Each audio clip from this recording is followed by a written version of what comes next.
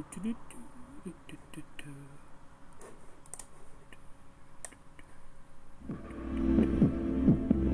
we go.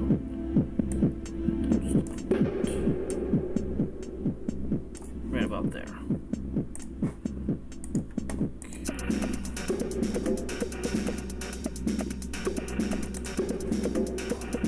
Hello, Tanya.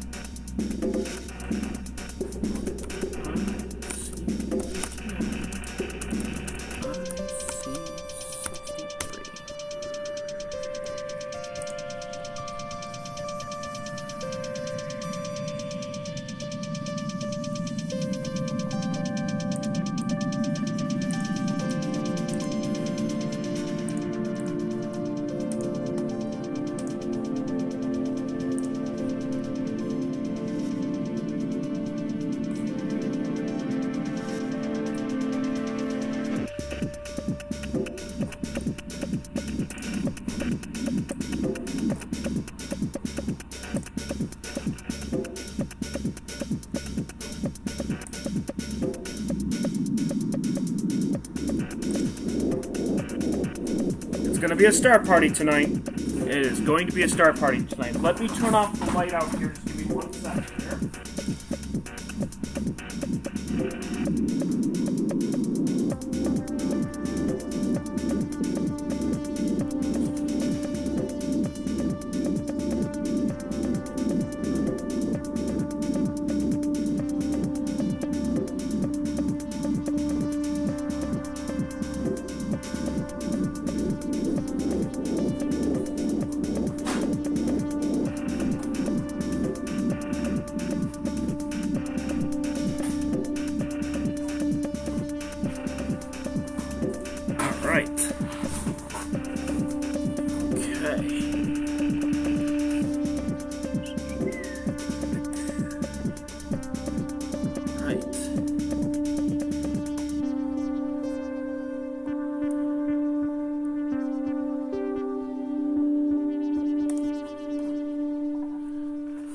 Done with that.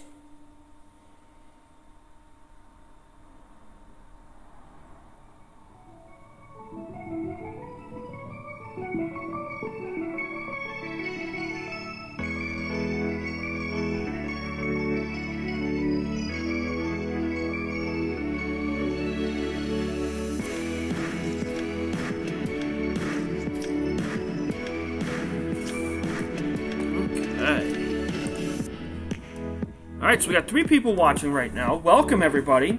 Just getting a few things set up here in the background. Just getting everything ready to go. As tonight, we are going to try, it's Revisited, IC59 and IC63. They are hydrogen emission nebulas. They sit right off of the star called Navi, which is Gamma Cassiopeia. Hence the title, which is Gamma Cassiopeia Nebula Revisited. We tried to get this about 3.5–4 weeks ago, and I failed miserably. So, we're going to try it again tonight. We're going to see what we're going to get. The moon is about 70% full, so it may not be the best, but we're going to definitely try, and we're going to see what we're going to get. Now, I did look at the images from the mega stream that I had a few days ago, and they turned out really good as a preliminary image. Better than I thought, as I did a mosaic off of it. And it was 3 panels, and each panel was 75 minutes. And I did 3 of them. And it actually turned out really good. For it being a one-shot color camera,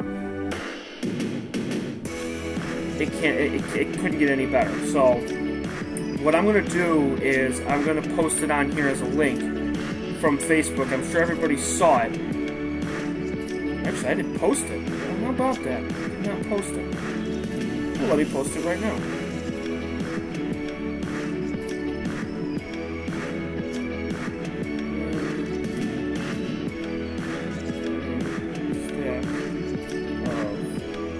IC1801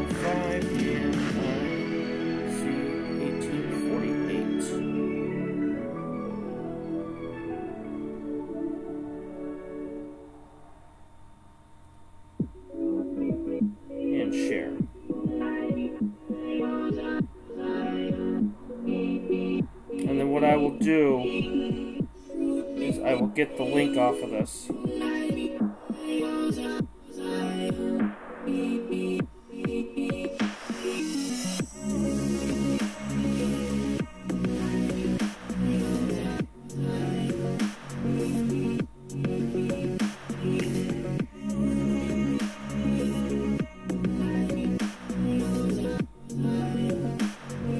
There we go.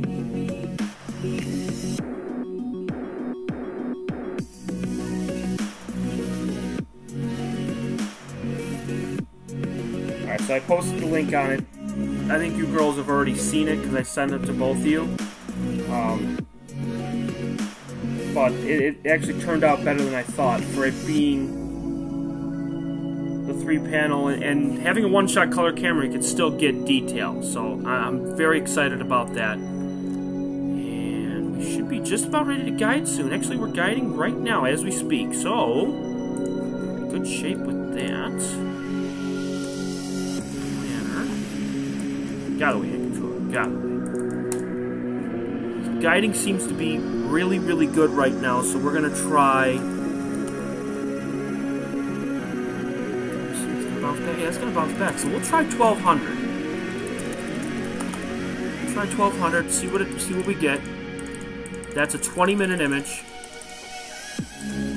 If guiding sticks. Well, let it settle down for a minute. See what it does. Stays at 0.4, I could probably do 20 minutes easily. What do you think, people in the chat room? What do you think I should do? Should I do 15 or should I do 20? I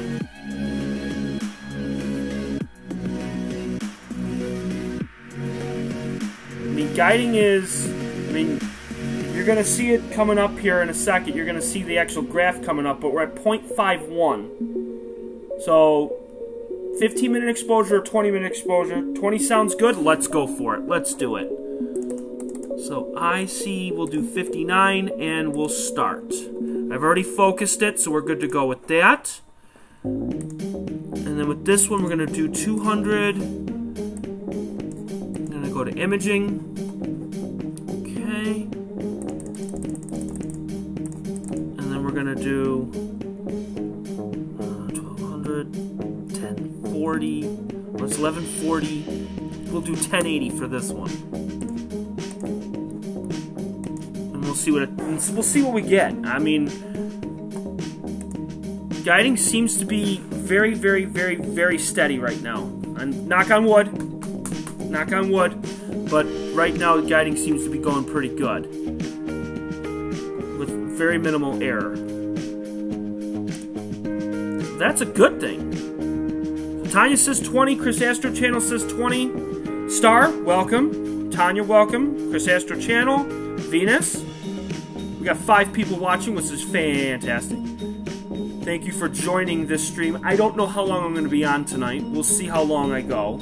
It's late, only because it's harder with the go-to not working the way I want it to.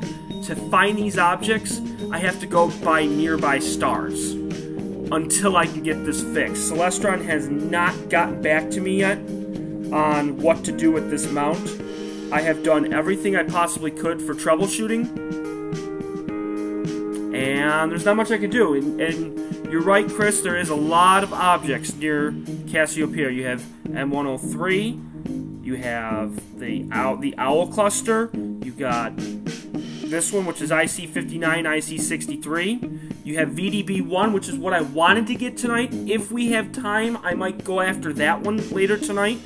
VDB is Van Den Berg. It's one of the actual, again, there's a huge catalog. You have NGC, IC, Caldwell, Messier, and then you also have VDB, which is another one. Some famous objects out there that are VDB, it would be the Elephant Trunk Nebula, which is a really good one. Elephant Trunk I've gotten in the past. I may get that later. So, Venus, you say you're going to be going to bed. Got to catch up on your sleep. I don't blame you one bit. It's 11 o'clock. I slept early, which was great last night because it was clouds, but we're back out here again. 3 out of 4 nights. Can't go wrong with that. I mean, Even just stopping by for just 20 minutes, 10 minutes, 5 minutes, whatever. If you fall asleep and you wake up and you go, shit, I can't fall back asleep. Let's go back online. Why not? You know, it's good enough. I don't care. We're good. We are good to go. I'm gonna get my pop. It's not as humid tonight either.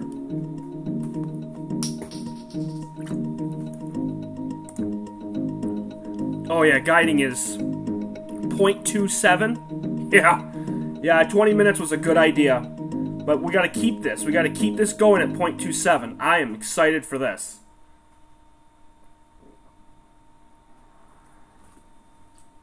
Yeah, that was flat pop from last night. Yeah, from 2 nights ago. Nothing like 2-day-old pop. Oh, it does not taste good. But that's okay.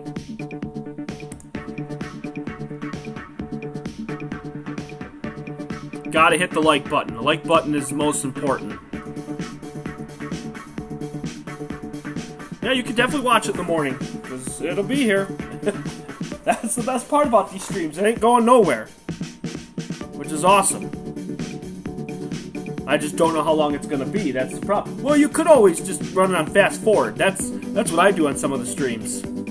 If I know that they're watching the moon or something, all I do is just hit the 2x speed and just watch it just go in hyperspeed. Hyperdrive! And thank you, Chris. Thank you for giving a like. That's always a good thing.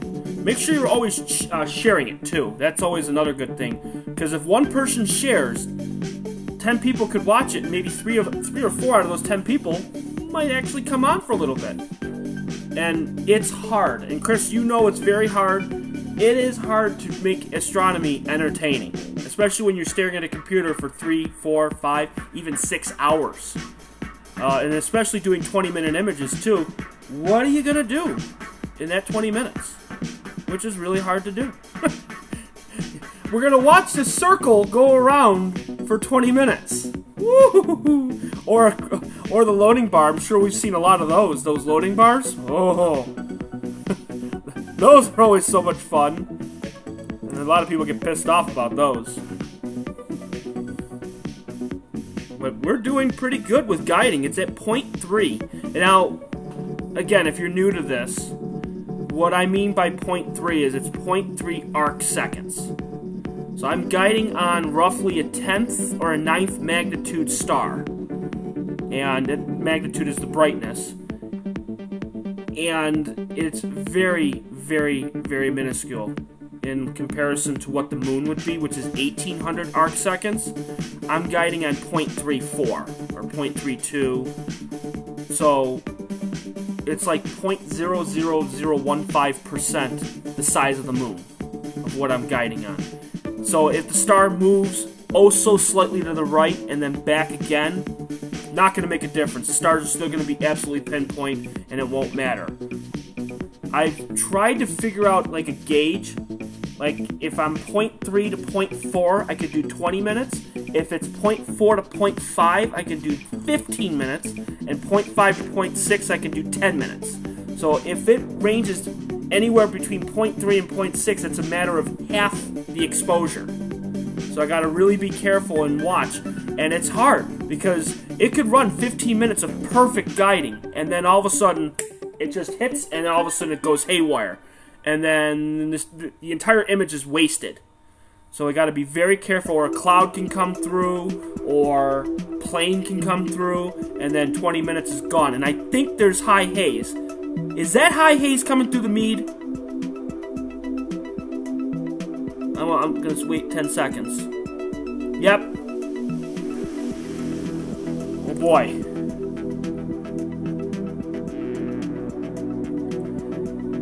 Yeah, Chris, the one thing I would say to not be boring, and I'm not saying that you are, or anybody in general, is the best way to do it is play music, so you have music in the background.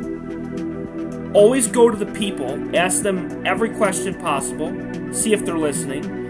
Respond to any question, always keep going to the chat, but not too much, because then you don't want to be too, like, you know, hey, let's go to the chat every 10 seconds. Always just keep going back, and try to be exciting. I just love to be exciting. It's just so much fun. You know, they always say a smile can come through the phone. You know, I want that smile to come right through the stream. Where you're listening and you say, you wanna know what? Today's gonna be a good day. He's gonna go get this object. You wanna know what? I'm excited. Let's see what it's gonna turn out to be. And then you look at it and go, that's a piece of shit. that is crap. That image sucks. But you wanna know what? He's having fun. And that's all that counts. Let me join. For just a little bit. So it's always great. And PK Imaging, P&K Space Imaging, which is great, is they don't actually care about YouTube. They don't care about the subscribers. All they care about is documenting the moon. And that's awesome. I care about the people. I care about the people that are subscribing. I care about the people that are here, that are dedicated, that come on every freaking stream, which is awesome. I love every single person. It's a tight-knit community that are always here. I hit that broadcast button, and I know for a fact that 5 or 6 people are always going to come on non-stop. Ray, you're asking, where am I from? I am from Western New York. I am actually 8 miles south of Niagara Falls. So I'm just south of the Canadian border. My light pollution is not all that great. I am in the red zone for the Bortle scale. So light pollution is terrible. I can't get anything in the south. So, like, during the summer, which is like the Lagoon, the Triffid, what's the other one? Eagle. All of those, it's really tough. Yes, near Buffalo. I'm about 8 or 9 miles north of Buffalo. So the problem that we run into here is it's like a light dome. In the south, there's Buffalo, and you can actually see the lights in the bottom part of the sky, and it creates like a greenish, and it's terrible. The north, like northwest, is Niagara Falls. So anything in the northwest, I can't get. And of course, anything in the east, you have Clarence, Tonawanda, and Williamsville. Those are semi-big cities and big towns. But any town will create that light pollution, and you can't get anything between 0 and 30 degrees horizon. I was wondering if the star trailing less of a problem around Cassiopeia since it's near the celestial pole. Actually, no. You may think that, but it's so minuscule. Like, if you were to pick an object in Cassiopeia, or if you pick an object out near Andromeda, the difference is not that much. You would think that, oh, it's closer to the pole. Oh, well, it shouldn't be that bad. But it's very minuscule. It might be more if you're using an 8-inch scope or a 6-inch scope. If you're using a gigantic scope, of course, error is going to happen more.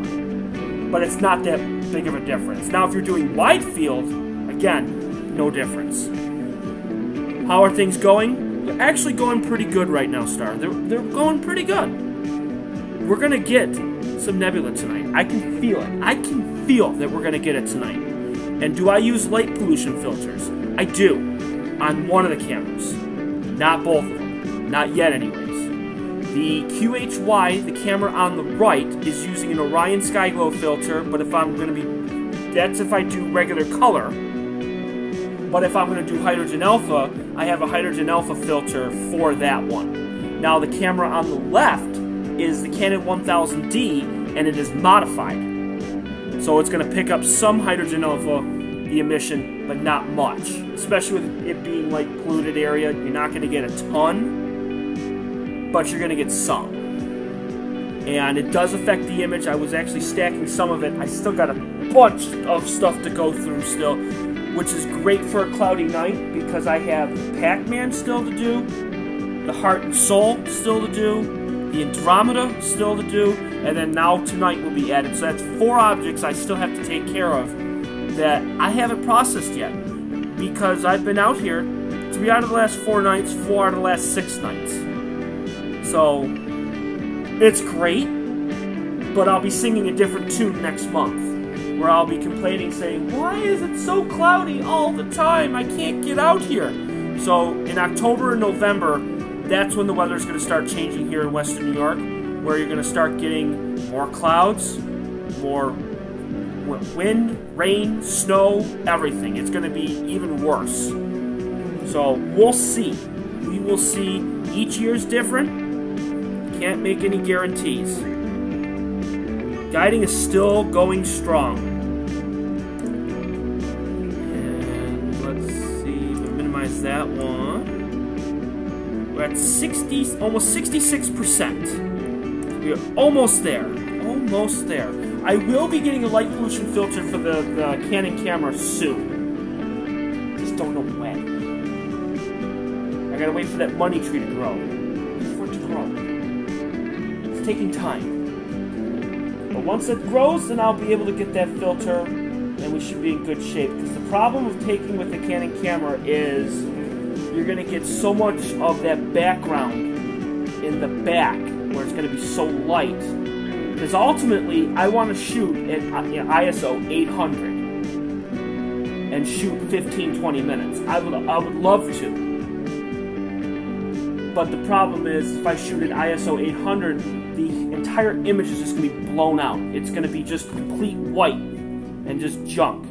I can't wait to upgrade on. Well, Tanya, you most certainly can. If you need help, let me know. One day, yeah. Let me know. I know you said that you've been wanting to upgrade your Dobson for God knows how long.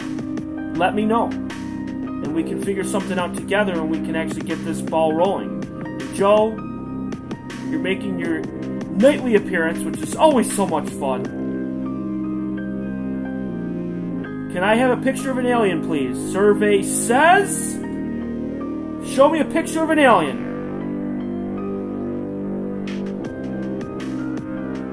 Come on, Joe. Show me a picture of an alien. Come on. You can do it. Look for it, and send.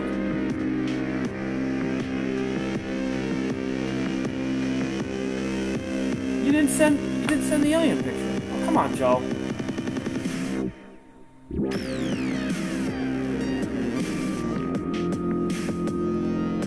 Chris says I'm going to upgrade his gear very soon for deep sky objects. I'm trying to get some deep sky. Yeah, I mean, upgrading your gear. Now, the thing is, I would say, and I've said this a few times, there it is, hold on, there is the alien emoji. I love it. Thank you, Joe. So, Chris, what I would do, the best way to upgrade is you start with the mount. If you have a great mount, then you go small. A lot of people think that to go big for telescopes, especially for deep sky objects, I would not. The reason being is, as I said before, the bigger the scope, the more likeliness for error when you're guiding. And you'd want to start out with something between 80 and 102 millimeters for a refractor. That's honestly your best bet. Anything less than 80 millimeters, it's just too small, and you're not going to get much detail on the smaller, like galaxies or nebula or anything like that. Even if you try to get an amperchromatic refractor, it's still not going to be enough. So between 80 and 102 is by far the best way to go. Going to get a 5-inch refractor, smaller mount. True, but if you get a smaller mount, just remember, it's not going to be as sturdy.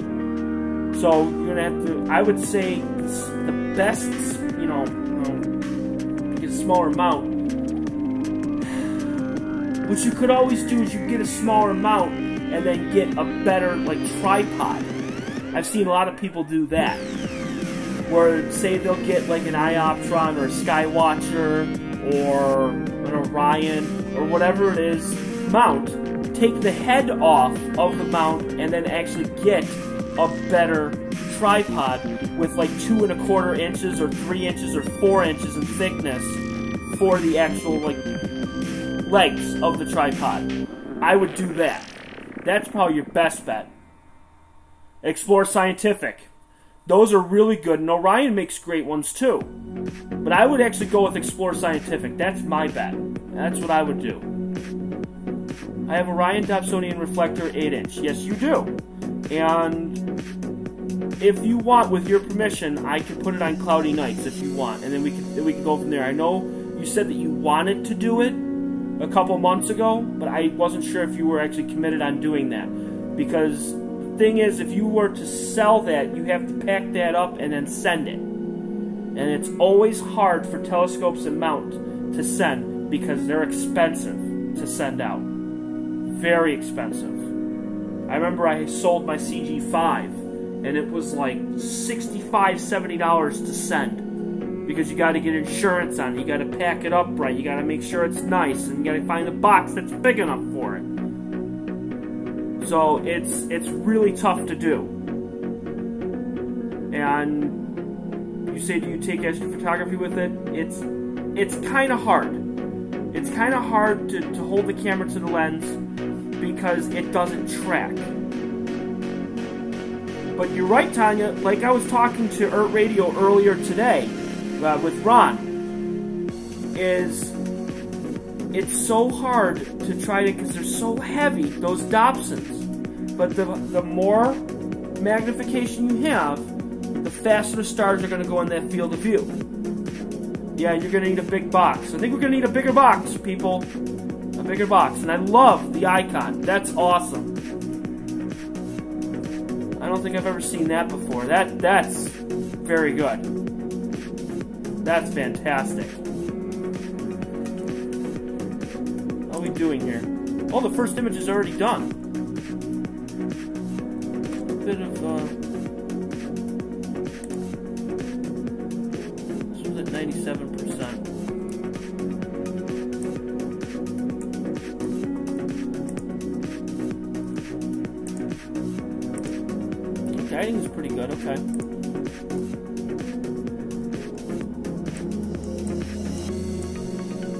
Stars look pretty good. Let me see if I can find the nebula. It's gonna be hard to find.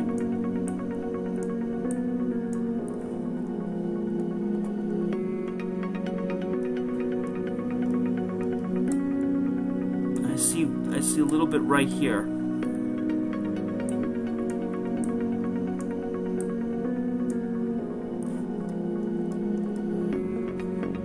Yeah, there's a tiny bit right in here. But it's going to be tough because with that one, you're going to have to really figure it out. So let me see. Go to fit to window. Color camera.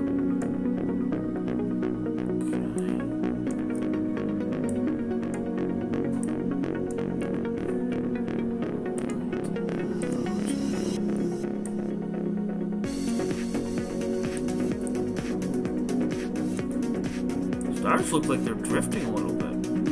Interesting. At 20 minutes, they should not drift at 0.3. I'm looking for it. Probably gonna have to star match to see exactly where it is. I do see the tip of it though. If you're looking, it's right here. There's a little bit of a tip right here. That's part of it. And what it's going to do is it's going to go down and around. And here's the end of it right here. I can see it. So it's like right here. This is one of them. And then the other one should be to the left of it. So we'll wait. We'll see what we're going to get. But there's a little bit.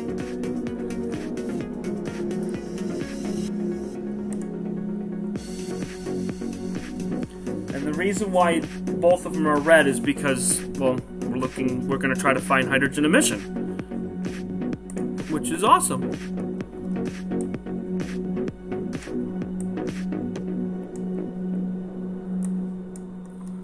Let me star match and see where these are. Let's see.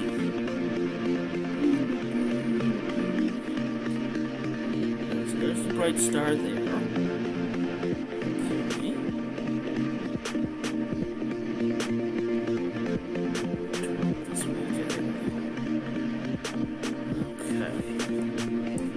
There's that bright star there.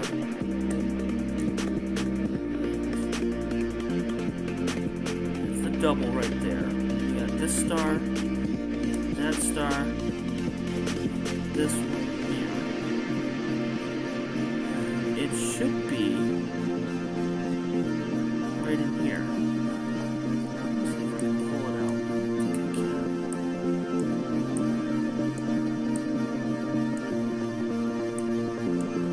I think at 20 minutes, you would think that I'd be able to pull this out.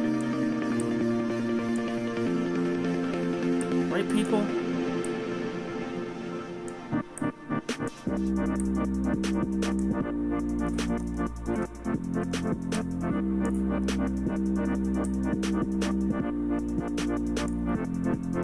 You would think.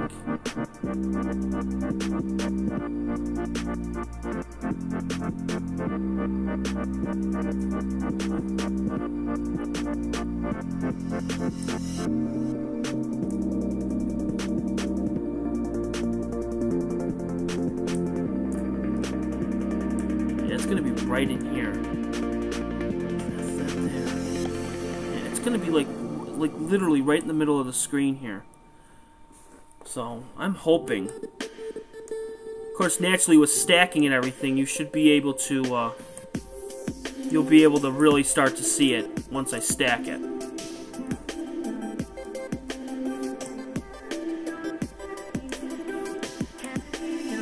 So we're just going to leave it just right here.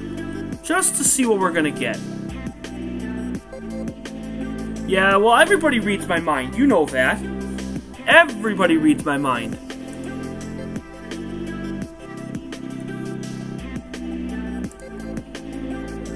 This one.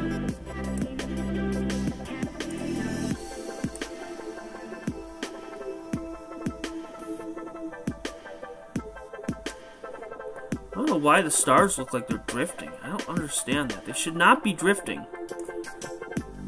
Not at 20 minutes, anyways.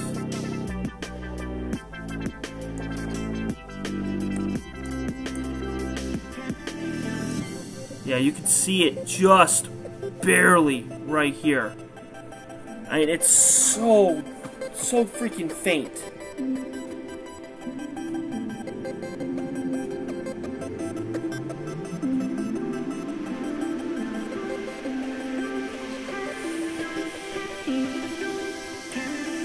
Bottom of the screen here. We got double star there. We got these here. We got that star there. It should be right here. So what I'm gonna do is I'm gonna leave it right here.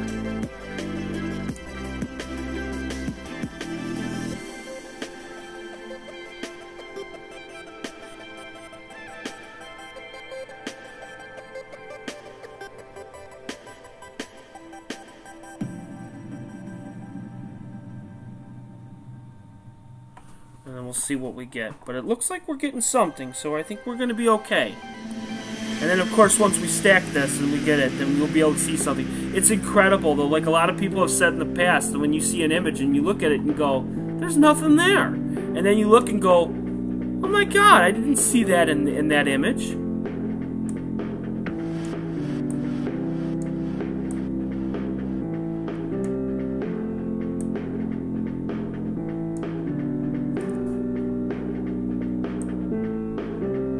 By the way, that gigantic bright star, that's Gamma Cassiopeia. If you didn't know already.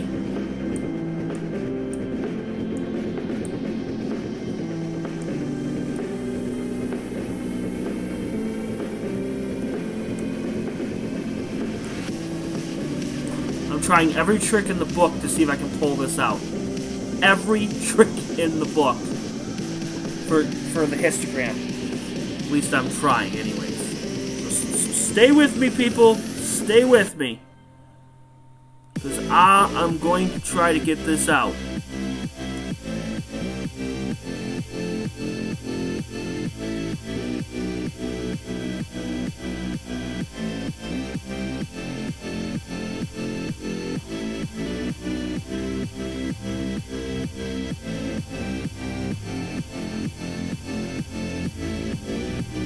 Yeah, I can barely, and I mean just barely, see this. But it is there.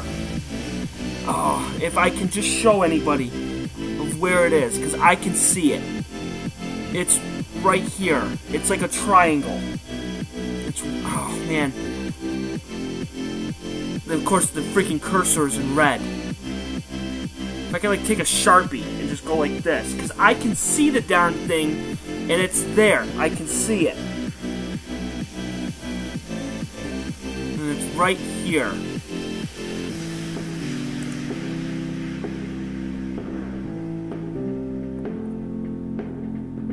I will share some images of the Voyager 1 and 2. Go for it! Definitely. What star is this nearby? The star is Gamma Cassiopeia, and it's Navi, N-A-V-I, and it's the top star of the W in Cassiopeia. So the stars that you have are Sigan, Rakba, Navi, Shidar, and Safe. Those are the 5 stars that are in Cassiopeia. That creates the W. Navi is that top part of that W. And Navi, of course, is a naked eye constellation that you'll be able to see that goes round and round around Polaris. So you could see it. And it goes counterclockwise, which is super cool. Yeah, I could definitely see it. That's awesome. So it is there. Fantastic. Now my question is, can I see the other one?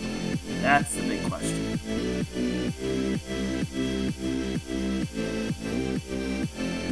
A lot of people say you just gotta use your imagination, which is always so much fun too. Actually, what I could do is I could zoom it in. There we go. Use your imagination, people. The triangle is there. Okay? I know it's hard to see, but it is there. Okay? That one right there is IC63. And again, this is with a Canon camera with no light pollution filter, and the magnitude, oh, and that's what I gotta do. Just reminded myself. And of course, this is with freaking clouds coming through too, because we have some high haze coming through. Naturally, why else would there be? Magnitude on both of these is 10.00.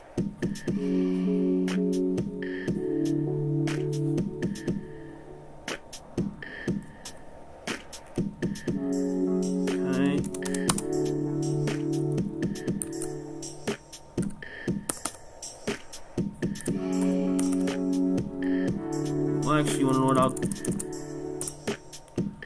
I'll just split them.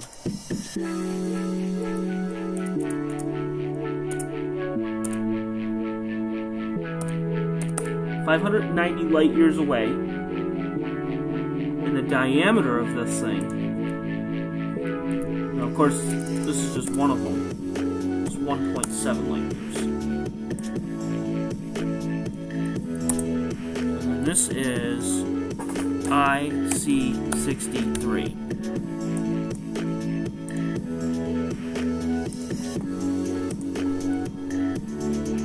Whoops. There we go.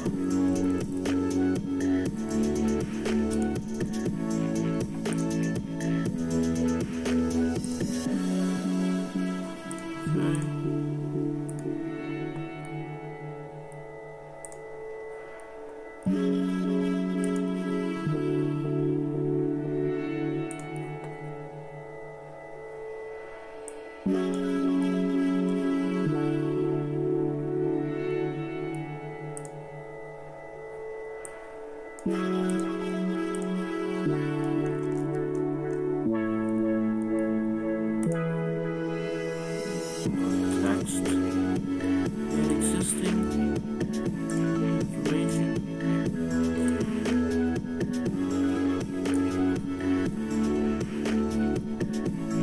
Clouds are starting to roll in. They're not supposed to be here.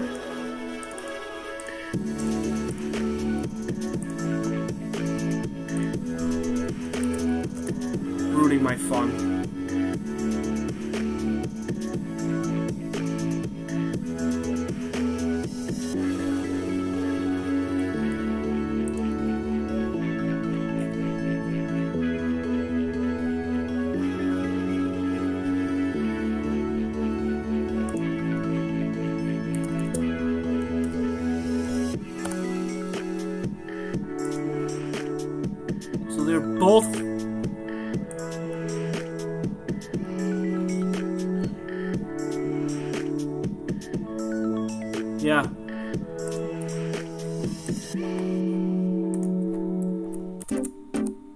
There we go.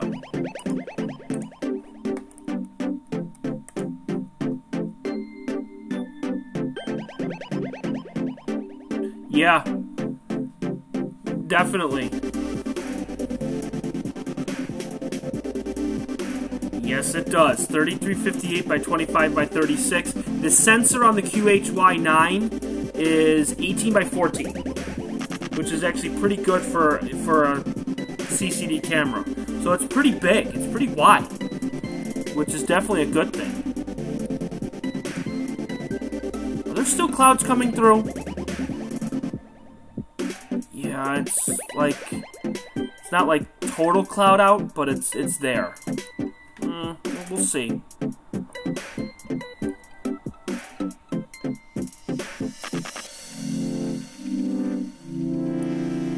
I guess we'll see what happens. Let's see how guiding is. Guiding's still at 0.46, which is not horrendous. So it's definitely guiding through the muck. So we'll see. Oh, that's right, because it's oh man. Because if I change one, it goes to the other. Shoot. Here's what I can do.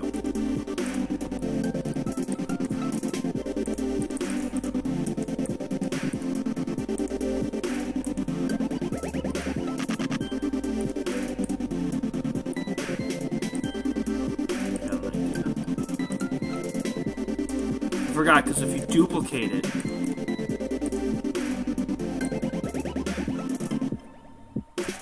then if you change one, then it changes on the other.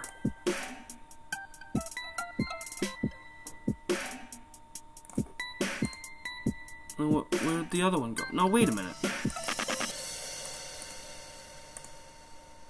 There we go.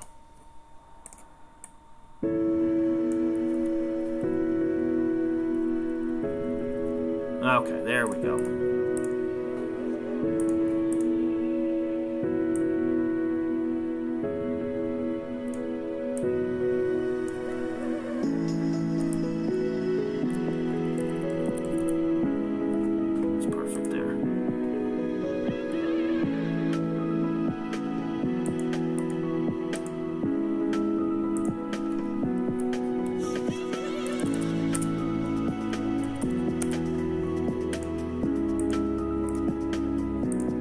Okay. Now we're better. Now we're better, people.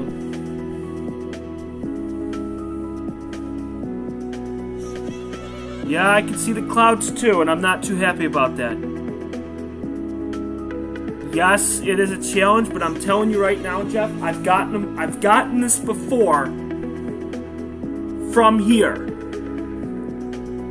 I don't know where the hell the images are.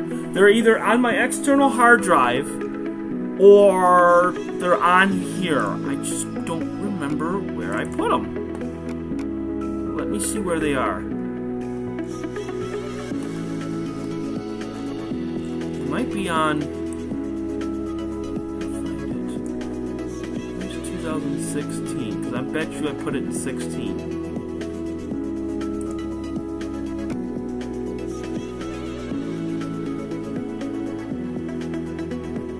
Hey, Jello, it's great that you were on for just a little bit. That's always fun.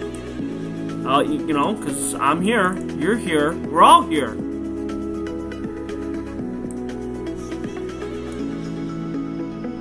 Do I have IC59 and IC63 on here?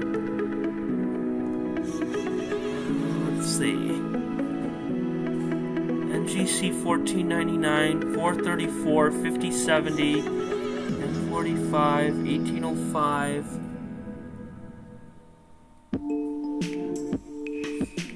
What's this one? No, that's not the one. I might not have it on here, but I definitely remember getting it before. Well, actually, you want to know what? I think I might have it on one of my streams, actually, from like forever ago. Let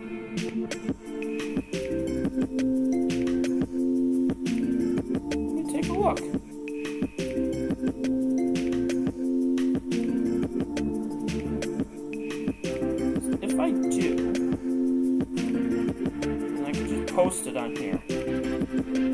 not that it would take it away from this, so I don't want... Screw your live stream, I'm going to see something you did 2 years ago.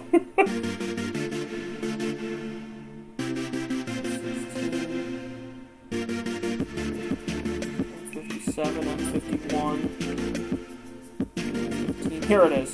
August 2nd, 2016.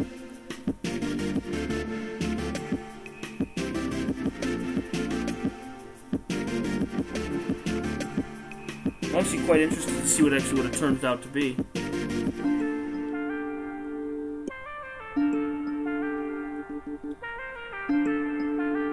Yeah, for here, we're in the red zone / white zone, so we're really bad.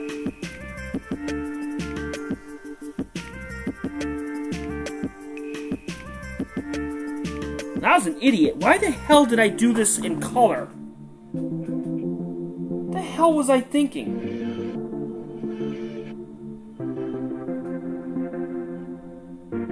God, I was a dumbass in 2016.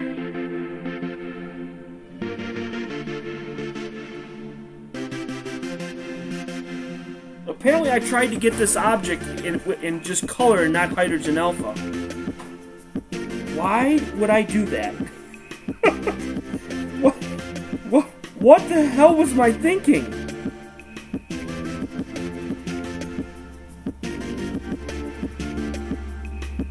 Although getting this with the Orion G3 actually turned out extremely well. I was actually quite surprised about that.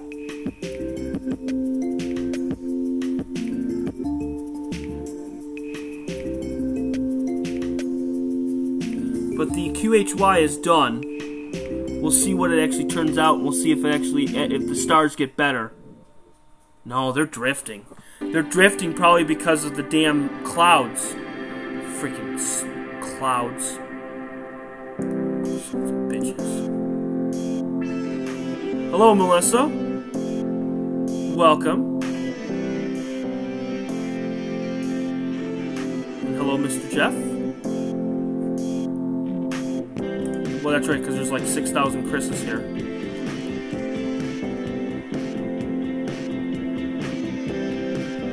We'll see if anything comes out, but with the clouds, I don't know. It's going to be interesting to see. We're doing really well for guiding, so... How are the clouds? Meh.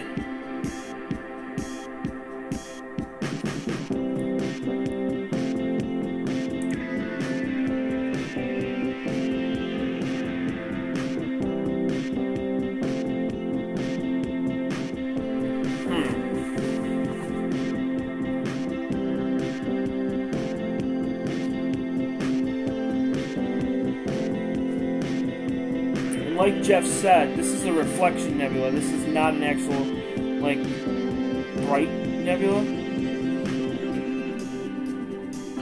Holy crap, did I suck at guiding back then. What were the images that I was taking? How long were they? Let's see.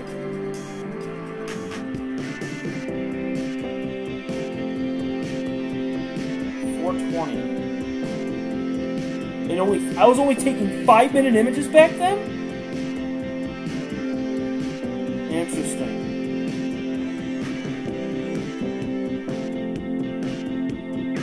5 minutes and 7 minutes respectively on both cameras. Wow.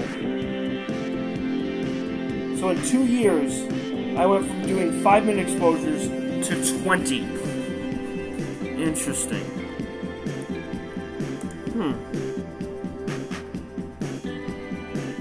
Yes, but right now, the moon craters are the best right now because you're at like 70%. It's not quite full, but it's not half. It's right in between. It's right in the middle, which is just perfect to do lunar. And I know that P&K Space Imaging is out there right now getting the moon. So there's a lot of people out there that they're going to go nuts and try to get it.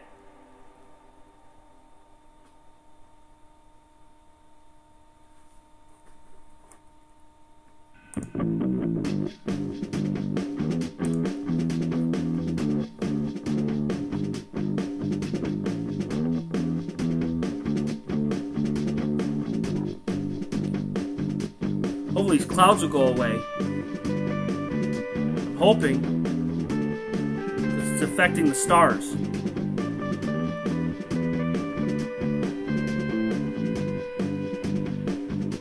Go away, clouds. Go away.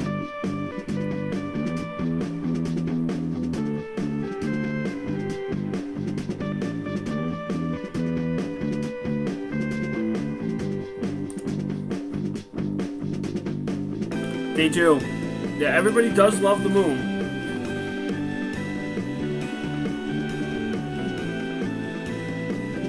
And they also love stuff that flies in front of the moon, too, which is always so much fun.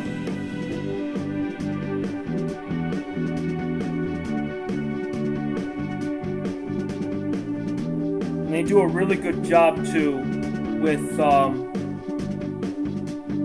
you know, time stamping when stuff goes in front of the moon, which is really great.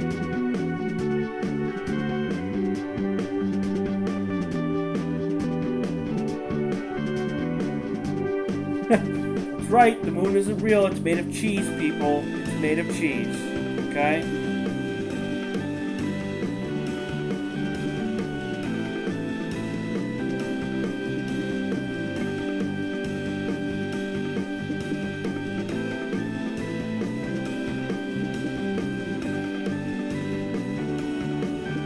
Their bases are there. Well, I'm telling you, it's possible. It's very possible that there's an alien base on the dark side of the moon and we just don't know about it. And people say that that moon landing was staged. I don't know. People are going to defend that to the day they die. They will defend that.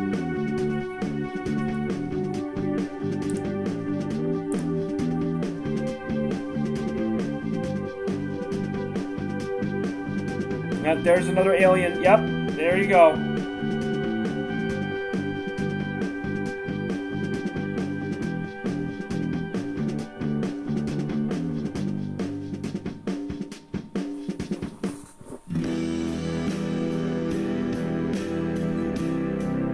No, I'm saying that the aliens are on the dark side of the moon. And we just don't know about it.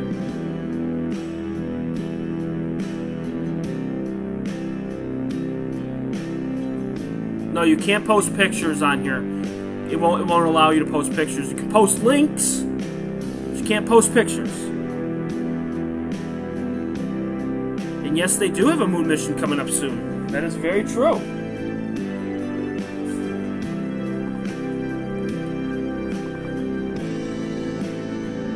Yeah, of course they're all copyrighted, Ron.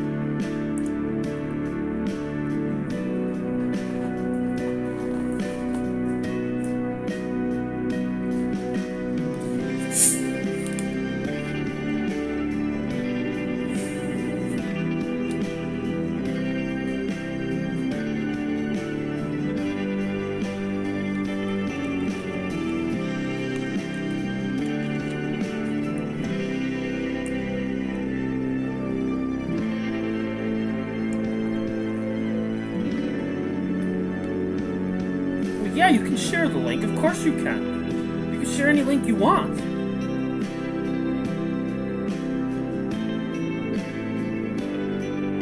Exactly. This is a small chat room.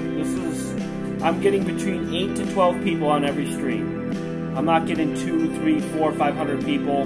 Not yet anyways, but the time will come, one day. I mean, every day I've been doing streams, it's getting better and better. You know, I mean,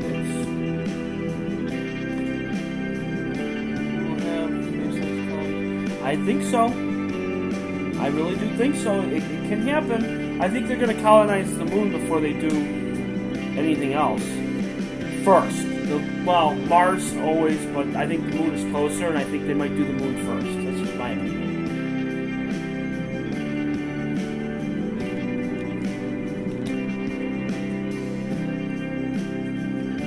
There's still some clouds coming through, so I don't know. Doesn't look that great.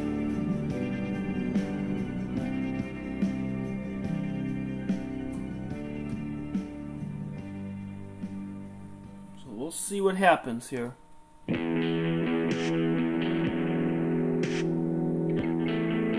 You do. And Melissa, I know that for a fact. I've seen that, especially with people on the chat rooms that have 200, 300, 400 people on there. It's a lot. Ron, I can't do a Wednesday show. It's hard to do. I mean, I could go on and just, you know, shoot the SHIT with you, and I can always go on just to be there. Like I do for everything. You know, I could do 2 or 3 hours here and there. I mean, I'd be more than happy to do that. But doing the actual show itself, I mean, it does take a little bit, and I just don't want to burn myself out. That's the problem. Oh, God, the Flat Earthers. Oh, my God. They come out of nowhere. Thank God, knock on wood, I have not gotten anyone on here about that. Which is so grateful for that. Because they are ridiculous. I mean, I get it. I understand. But it's just, there's, oh boy. Just changing the exposure time here so that way everybody sees that. 900. This is 1200. I just realized that I didn't change it over. 1200. There we go.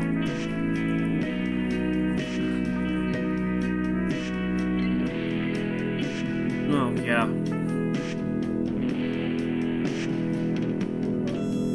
Oh, that's fine, Star. That's no problem. There's no need to be sorry for anything. There's no need.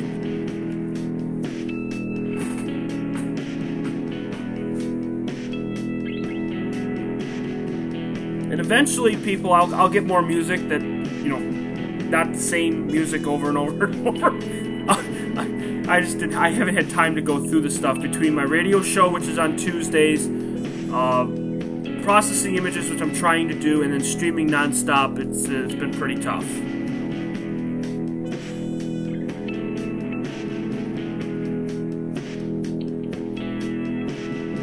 Yeah. I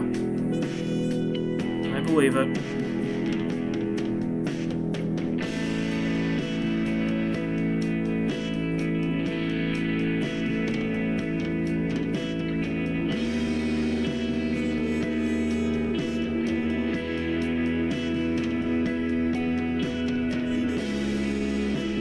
By the way, happy Wednesday. And happy birthday to Tanya.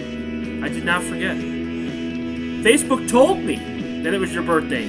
9/19. It is your birthday. And you get to start your birthday here.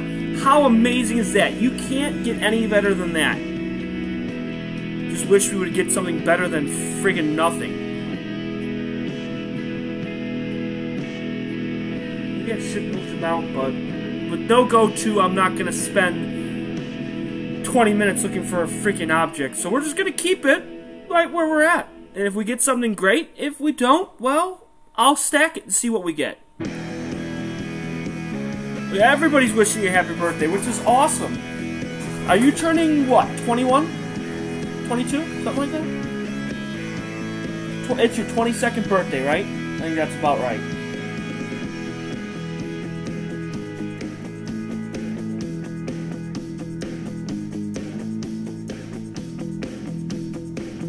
Yep. And Facebook is amazing for that, for birthdays. If you go to the actual tab for that, it'll actually tell you every birthday throughout the entire year. And then you don't even need to go to their page, which is super awesome. All you do is it'll say, somebody's birthday is on today. Wish them a happy birthday. And then there's a line right below that. And then you can actually write it in and actually post it without even going to their page. Rod, do you think I'm going to do a show in January? Of course I'm going to do a show in January.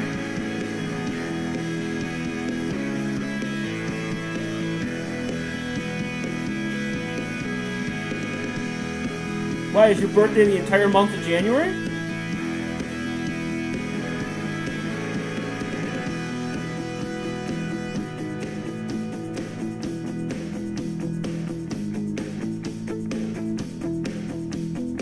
she's not 21. I was actually just joking. She's not 21, but we can all be 21 young at heart, right?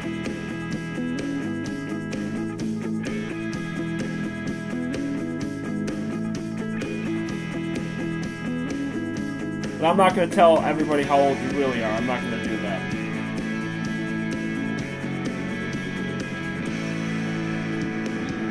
I'm not January, but it's close. I'm 3 months, exactly 3 months from today. That's my birthday. But Ron, you're 21, right?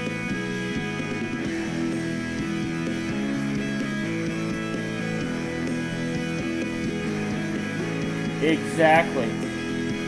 If only I knew what I know now, back then, it'd be super awesome. So there you go. You're 29. It's perfect.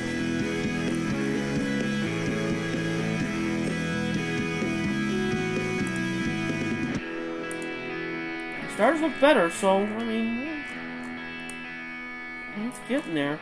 You could still just barely see the nebula, so we'll keep it going. We'll see what we get. We'll see what we get, people. You got booted off.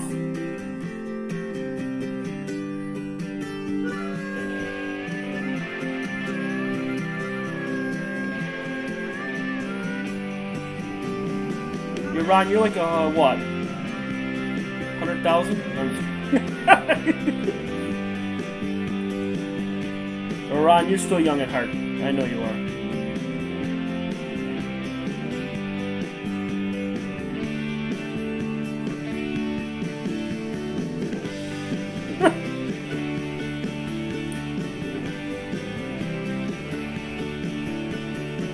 You're 41. That's still young. You still got a long way to go.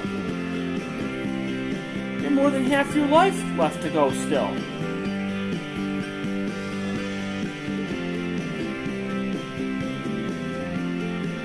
No, you don't have to retract that message. Because I can tell you how old I am. I'm 34. I'll be 35 in 3 months. And Ron's 15.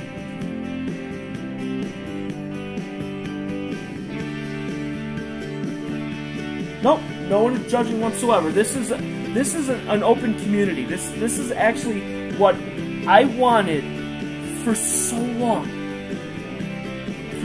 For the first 2 or 3 years, I wanted a chat room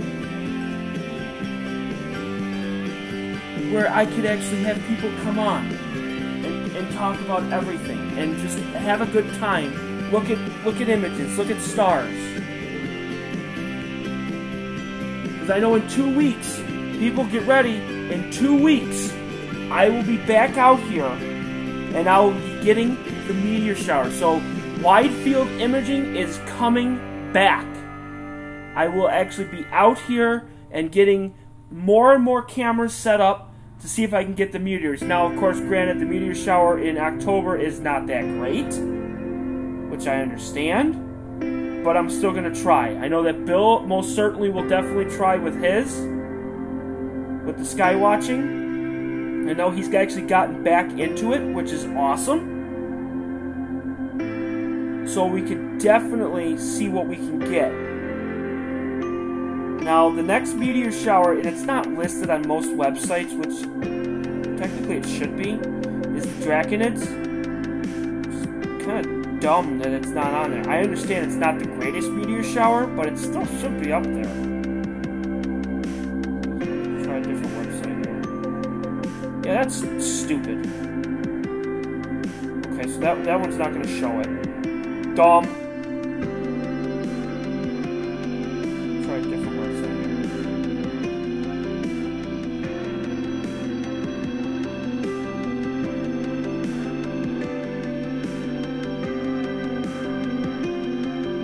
Okay, let's try this one.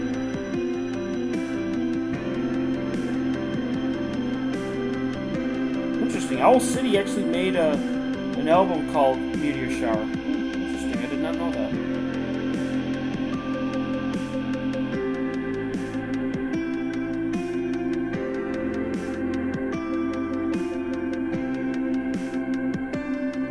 First sides were in August, which I knew.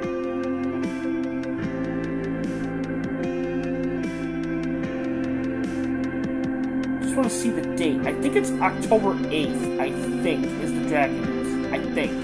Don't quote me on that, but I think that's right. Lord Putnam, welcome. Yeah, he actually got quite a few. I was actually on his stream for a little bit, and I did see that. Even though it's between the Perseids and the Draconids, I did see some really good shooters. He's in a dark sky, you know, where he is at. And it's actually not too bad.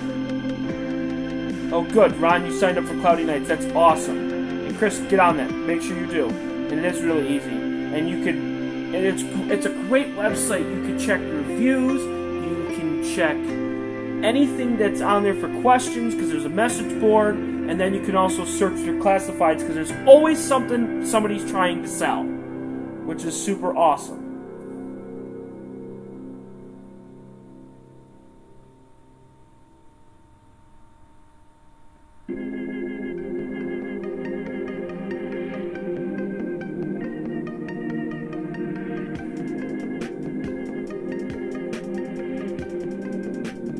Oh, wouldn't that be awesome?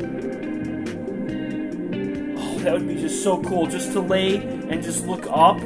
Oh my god, that would be so cool.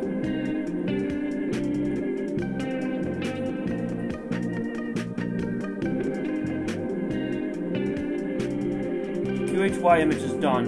Please tell me it's a little bit of a better image. Alright, that's a good image. Okay, that's a little bit better. That one I can handle. Still not great, but I can handle that one.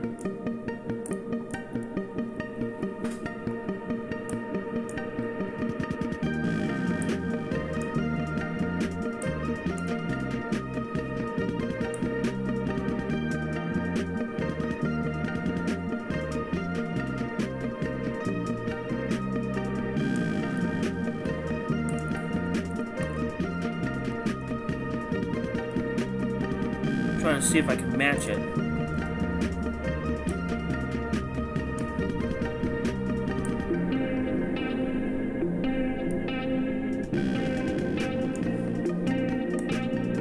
There's so many stars there.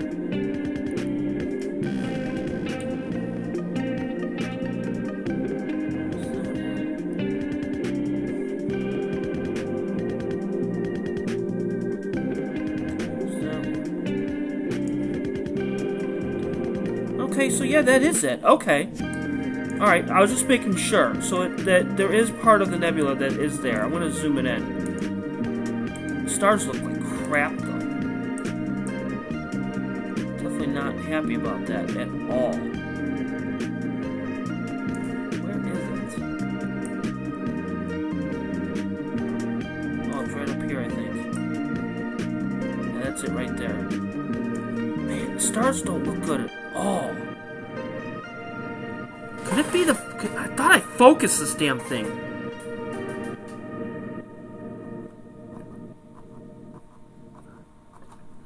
Try that and see what that does. Not too happy with that.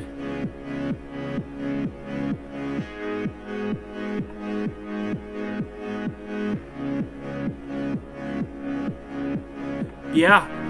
That would be really cool too, Melissa. That would be awesome. I don't think the clouds are messing with it. I don't think so. Because guiding is at 0.69. And very well, like you said, it is possible that it's making the stars oblong when in reality they're not supposed to be. So it is possible that it might be causing a little bit of disturbance on it, because they don't look too horrible on the Canon image. They look bad. And of course, I stretched the living hell out of this. But this would be it right here. So I mean, at least we're getting something, people. This is great.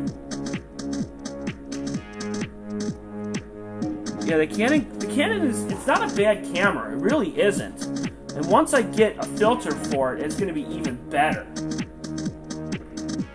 And I did a preliminary stack on the heart, and it actually turned out really, it was better than I thought.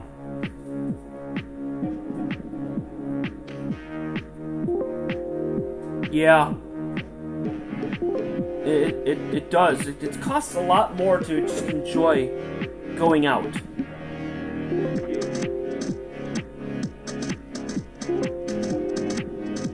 May have to lower the exposure. I don't know. 20 minutes may be too much. I don't know. We're gonna find out.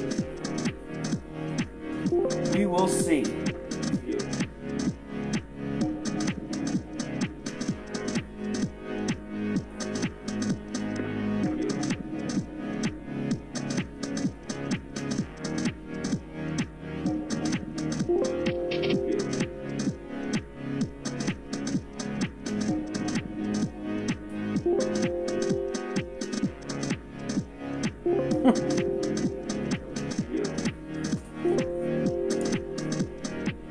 Whoa! It's dinging because it's the clouds have gotten much worse. How bad have they gotten?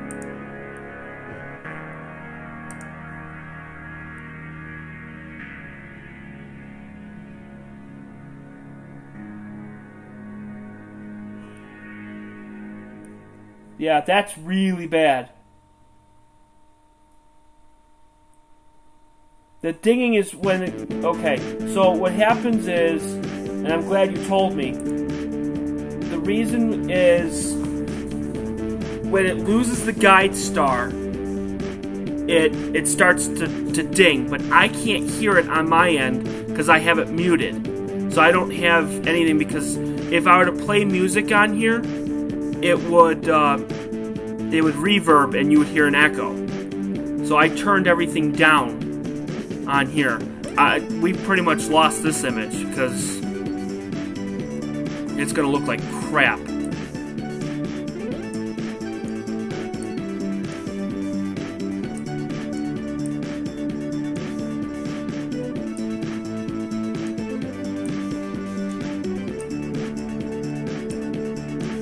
It's really bright now.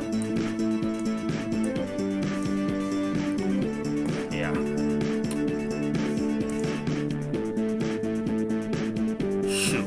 Let me go check outside and see if there's another part of the sky that looks a little bit better.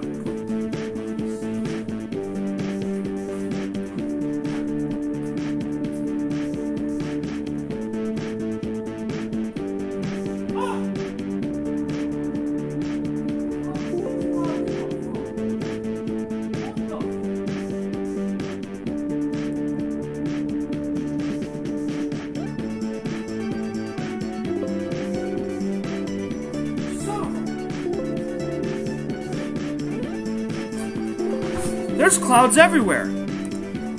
Oh, man.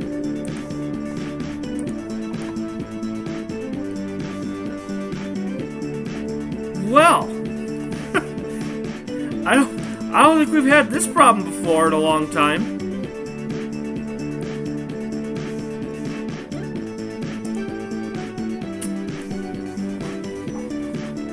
Well,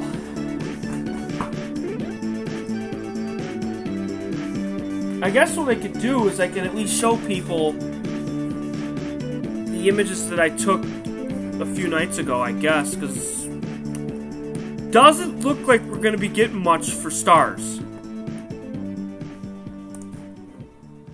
I know, Boo is right. There's not much I can really do. And at least the proof is in the pudding, because look at the finder.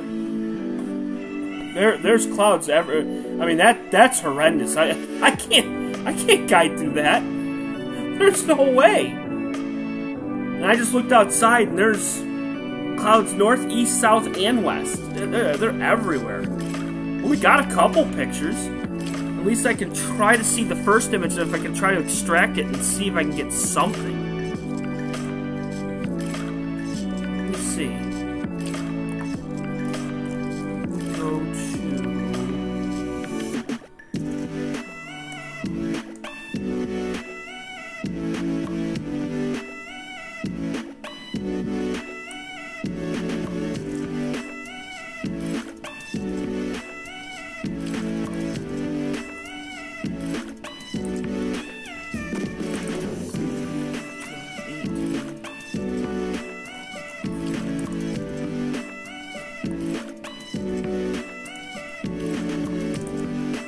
guess at least try to see what the image looks like, I guess.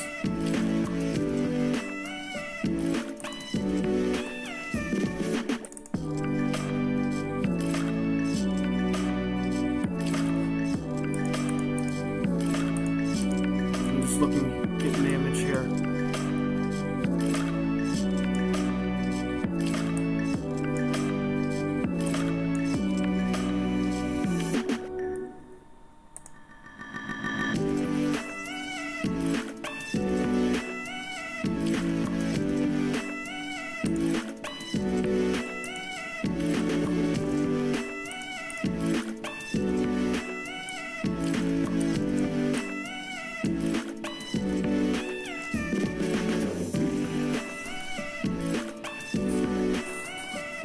So, I'm going to pull up the image here to show everybody. So give me 1 second here. I'm going to try to see if I can do display capture here. That's this one, okay. Alright, cool. Alright, so this was the first image that we just took just recently, just now. And again, the stars aren't that great, I know, but through the clouds there's not much I can really do. If you look at it carefully, you can just see a little bump right here. There's like a little triangle right there. That's part of IC63. And if I zoom it in, you can really see it here. Right here. There's like a little bump and it like goes down and it's gonna create like a little triangle right here. And this one is the more predominant one over the other one, because the other one would sit right in here. And I don't see a damn thing. So what I would do is I would go to Image, One-Shot Color with Line Filter, and extract the red. And then just hit Done. And then what it's going to do is it's just going to take the red channel and actually just extract it, and then throw out the other two. So then what I did was, is you're going to make this more defined. Now of course naturally, the image looks like shit because the clouds made the stars look like junk, but at least this looks more predominant. You can actually see it more, that it's actually like a triangle right here. And that's IC63. The other one would sit right in here, and it's more like, you can actually see like a dark trail right through here. That's the other one right here. I'd have to stack a whole bunch of them to get it. I don't see anything on this image, unfortunately. With it being a 20-minute image, not much I can really do. So, at least we tried, you know? I mean, that's the best part, is that we try. We do what we can. The clouds are still looking like crap. Mr. James Small. And James Dugan. We got James times 2, you're right. We have 2 Jameses. Yeah, most of the time it does happen. But in this case, for tonight, I mean, I could easily go to a different spot of the sky and say, well, the north looks like crap, let's go to the south. Well, I can't do that either, because north is bad, south is bad. I don't know. And James, I'm doing good, other than the fact that I'm all set up, ready to go, and want an image, and we can't do that. Which kind of sucks, to tell you the truth. What I could do. So let me pull up. The system might lag a little bit because I want to try to pull up the image that I took. So give me 1 second here.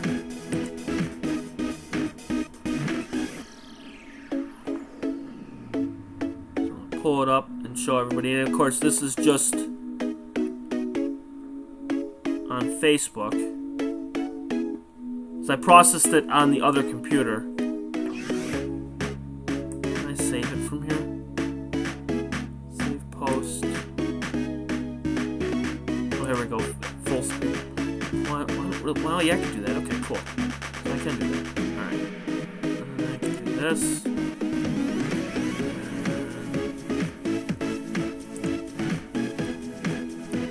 Display capture. Bam. There we go. Can I zoom in? I can't zoom in. That's BS.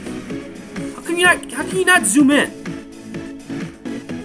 Alright, well, this is the image, the 3 panels that I took of the heart and soul.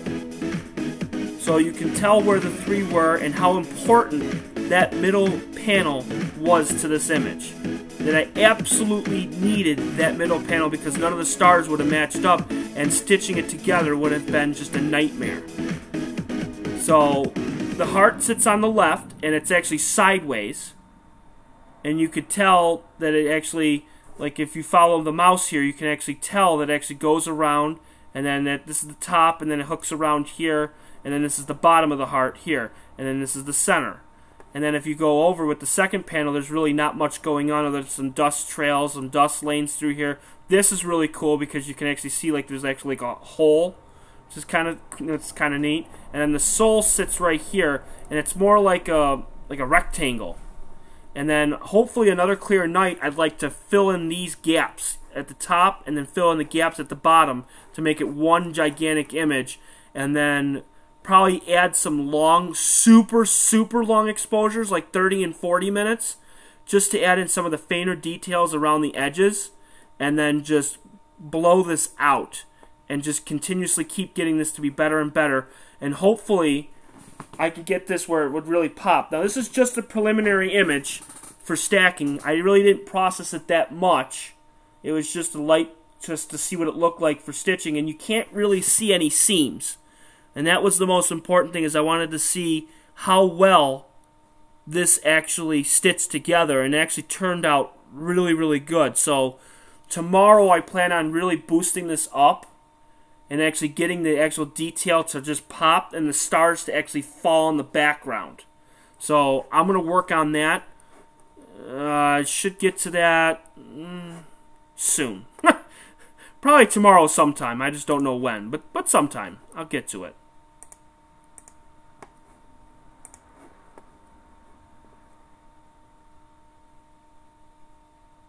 And it would look awesome in high resolution.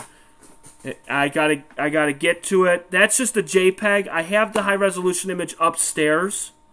I know that the video output's low only because I got like 16 programs running right now.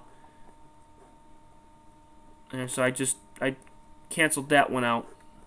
So now the stream should be back to normal again. So I apologize. I just wanted to show everybody that. Your friend Steve is watching. I don't see him. Say hello, Steve! Steve! Steve, where are you?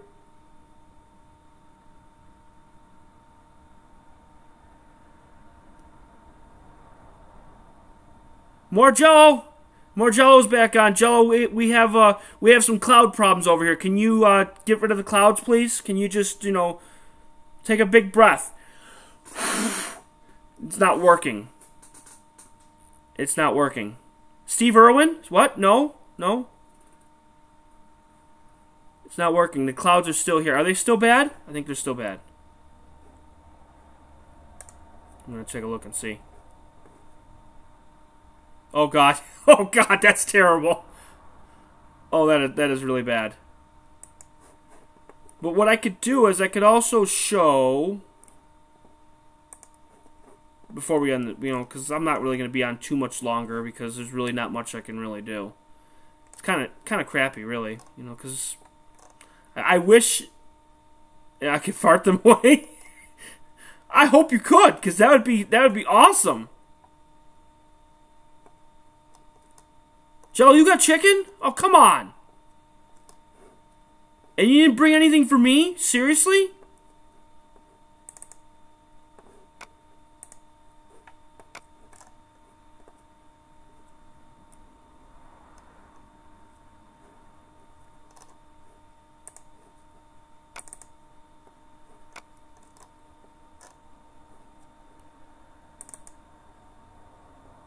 Oh, I don't want that one. Ah, shit. Wrong button. I wanted the OCA to... Oh, actually, no, I don't know what? No, I'll do it this way. So that way you can see it.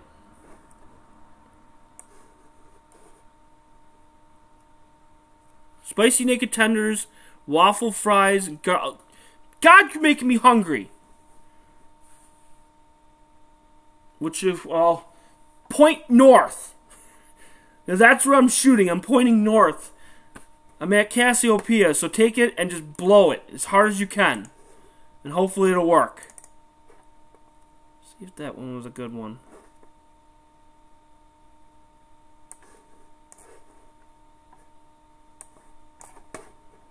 See, was this a good? No, that was a crappy one. I'm going to pull up one of the hard images from last night.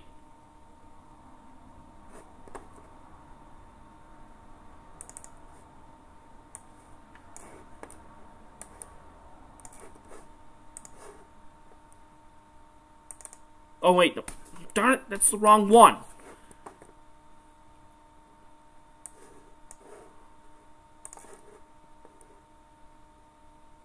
That's the one I wanted. There we go. That's the one I wanted.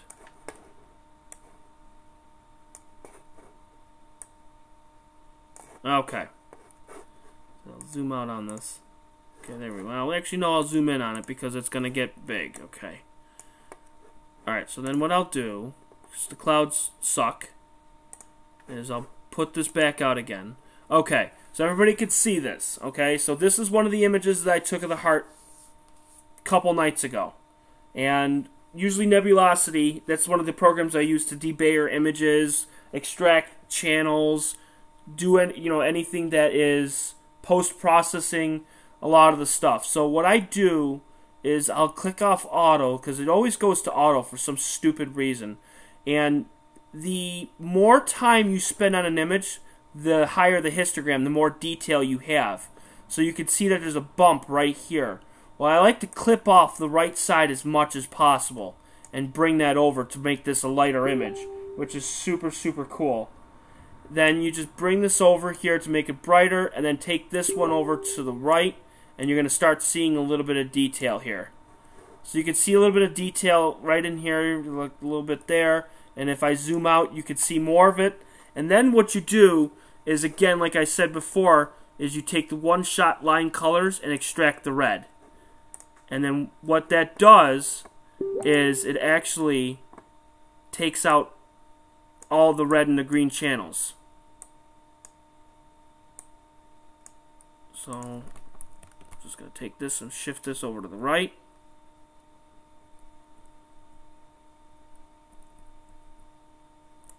There we go. And now if I zoom out on this, you can actually start to see the heart. You can actually see the detail that goes around this and actually comes around here. And this is just one shot. This is one 15-minute exposure on a colored camera. Now, naturally, you could get this same image on a monochrome at like a minute. You could probably do a minute, maybe 2 minutes, and get the same detail. Because naturally, I'm throwing away. Like if I were to do this, now watch this. If I were to take this and extract only the green, okay, this is the image that you're going to get.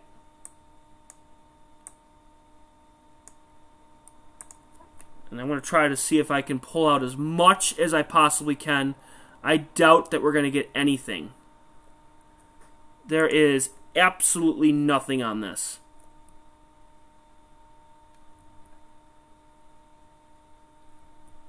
Yeah.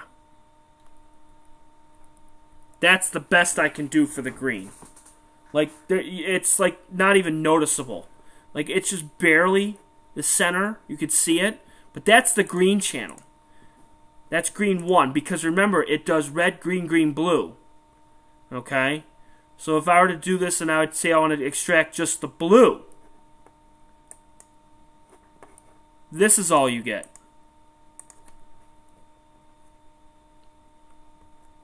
Not much. There's really not much you can really do. So that's why I throw away those 3 colors, because you can't do anything with them. It's practically useless to me. But you could see green 1, green 2, and then blue are all gone. So that's all those are just wasted data, which kind of sucks. But nothing you can do.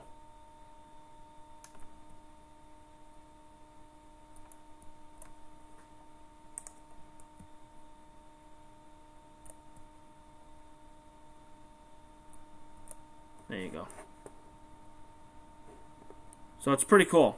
It is really cool.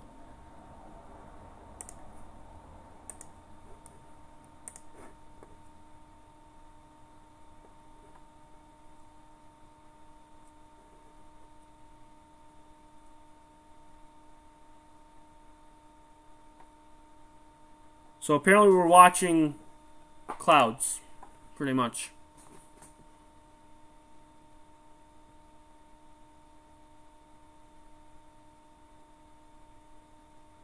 And James, thank you for subscribing. I appreciate it. I did see that you subscribed to my channel. It's awesome, and I totally appreciate it.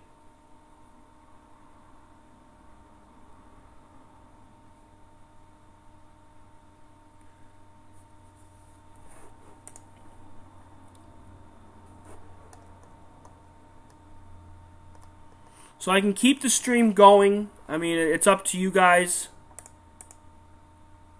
Let me put on some more music here. Just give me a second here. Let me go on this. Here.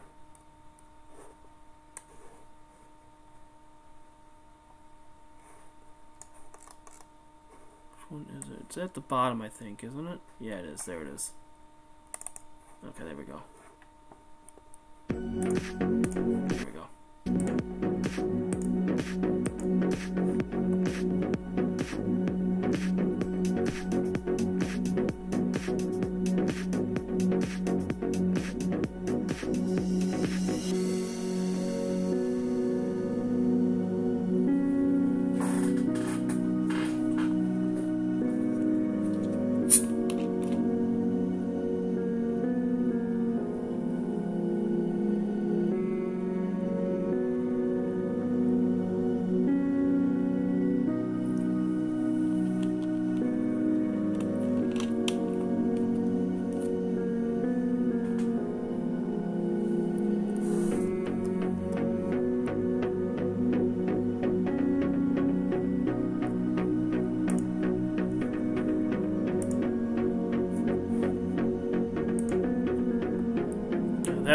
That's just absolutely blown out. My God.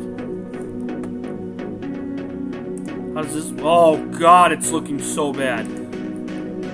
Yeah, oh, because I'm not guiding. That's why. That's... Yeah. I can possibly guide off of the star, maybe.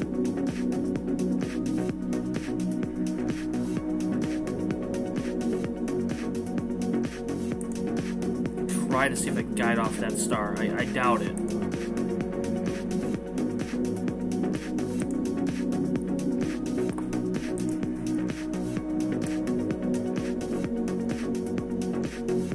Yeah, if you ever wanted to see what star trails look like, here's your shot to look at star trails. That's how much the stars moved. Oh my God, and it's not even working. Son of a... It's just not gonna work, I don't think, tonight with that.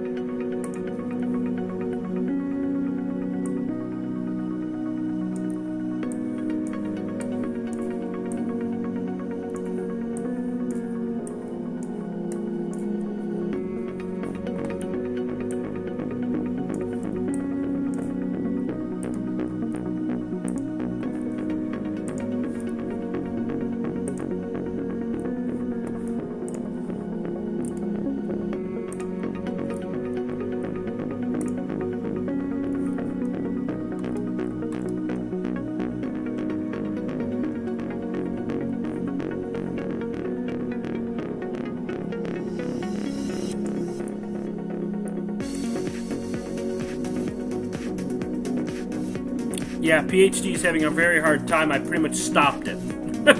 There is not much I can really do. That is some heavy, heavy clouds coming through. Well,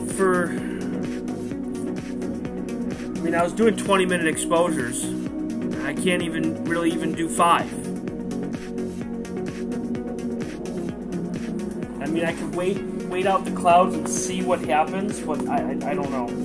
So, I mean, it's up to you guys. If you want me to keep going and just, run a stream till I get to 2 hours, and it's up to you guys. There's not much I can really do.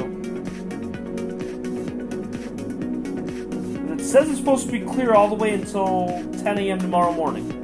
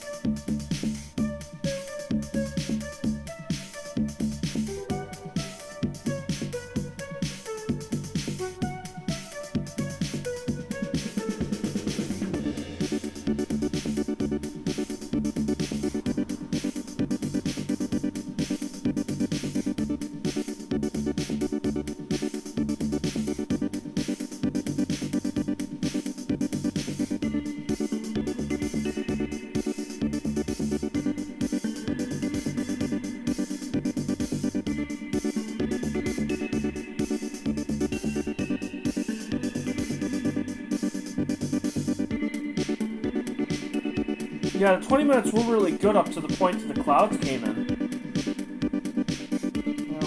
Yeah, well, that's how it goes with astrophotography. Like I said before, it's like you could do really good and all of a sudden the clouds come in, and then what do you do? There's not much you can really do at this point, except just either A, wait it out, or B, pack it up. I guarantee you, as soon as I pack this shit up, pack everything up, it's going to be clear as day, and then I'll be kicking myself tomorrow.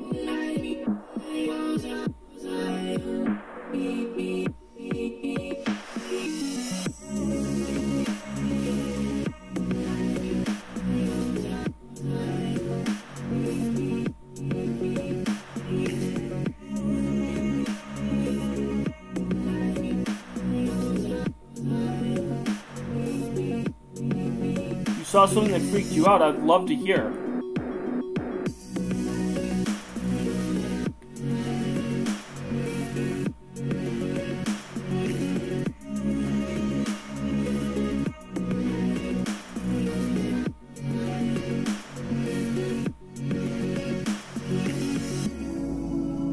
Yeah, do tell.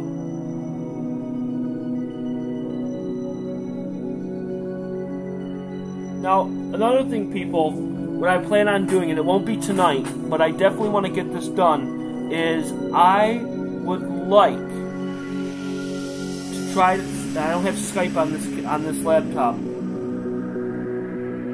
and I want to try to see if I can get people to call in. And I'm just trying to figure out how to do that. Let me see if I can get Skype on this. And I don't know how much it would lag the system because I'm in the midst of looking to see if I can find RAM for this computer so I can run multiple tasks at the same time. Let me see if I can get Skype on this. I also wanted to try to do what Astronomy Livestream does, where he has 2 laptops and he's running multiple computers to run a stream. I'm still trying to figure that out.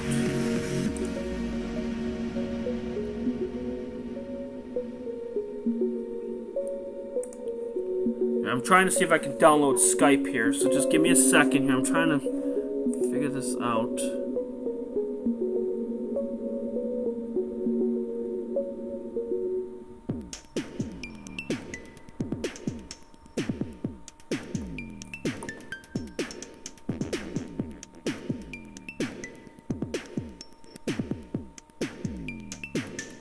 Search for Skype. Oh, yeah.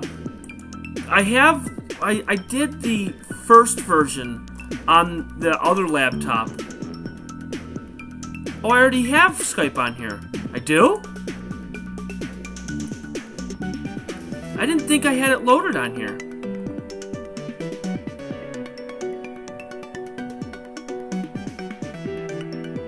No crap, I didn't know I had Skype on here already.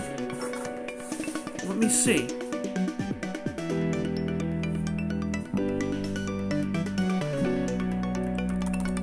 Type it in. Let me see if I got it. I don't know what version this is, but let me take a look. This will make my streams a little bit better. More fun. And eventually I'll get a switchboard and I'll get a whole bunch of stuff and we'll be able to work it here. I don't think that's my password. No, that's not my password.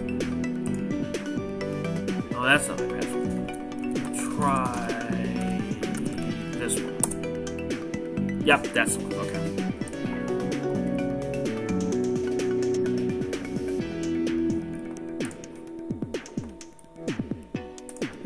Okay, get rid of that.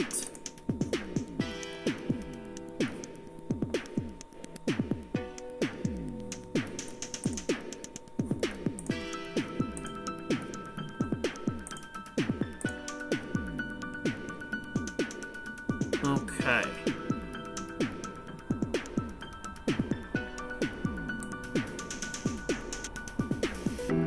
Alright, so if anybody has Skype, I would love to add you guys in there. So this way, for future streams, if you guys ever wanted to call in, we can do that. So, James, Melissa, Jello, Ron, I already have you, Tanya.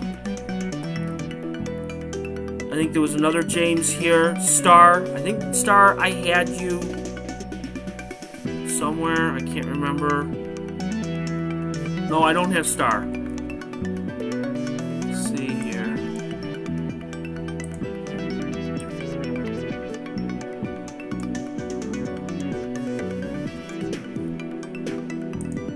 Do pop-out chat here. Let me see.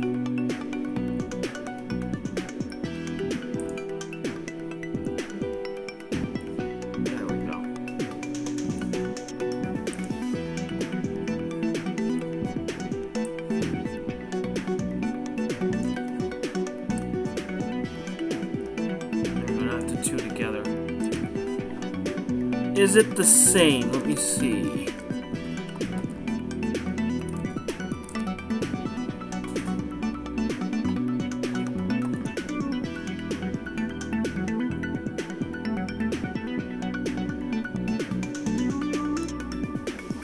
Yeah, Star, is yours the same, and Jello, is yours the same name? Like I could just do it, run a search. I don't think I have yours, Star. That's why. Ron has yours, but I don't have yours.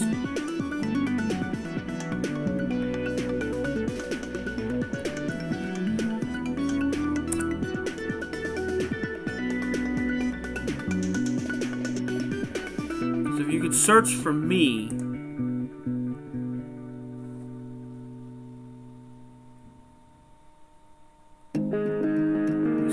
Mine is, I don't know. I don't know what mine is.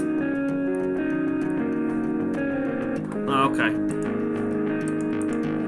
True, there is nothing really to hide. Oh boy, I spelled that wrong.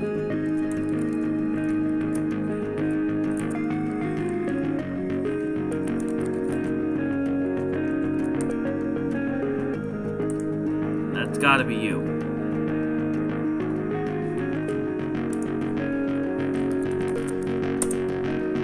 Alright, so I just wrote a test just to see if you get it.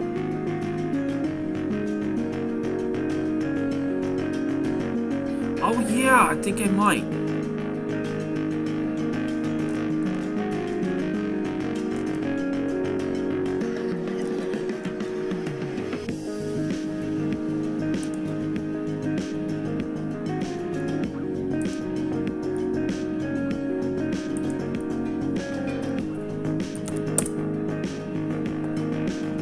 Can I add her? Yes, I can.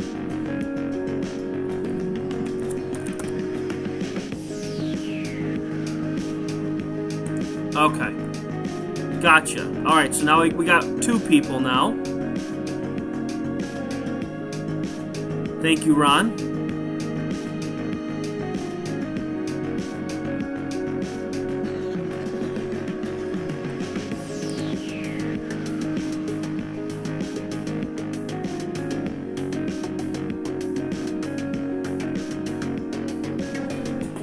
Eating geese.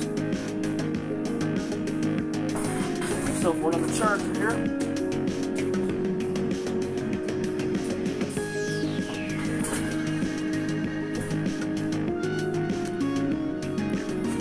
Cell phone is charging.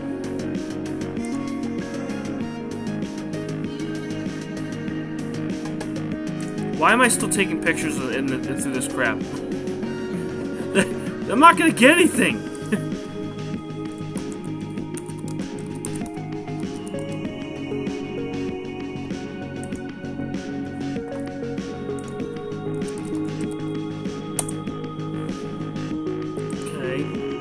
Tanya, I got you now.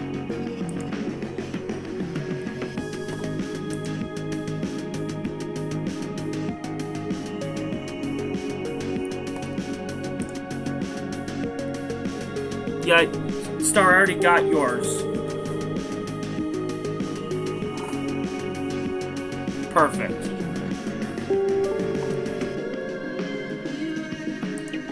Yep, Ron, I got you. I got Jello, Tanya, Star. So we're good with that. Melissa, do you have one, or do you want to send it to me privately? I don't know what the hell mine is. I think it's just Elliot, I think. I don't really know what the hell mine is at all.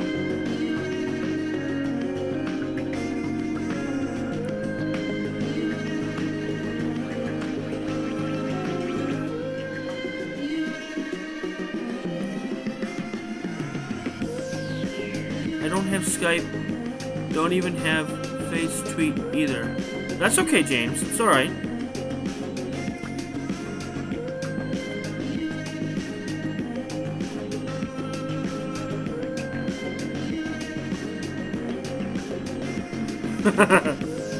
Can't tell all the secrets.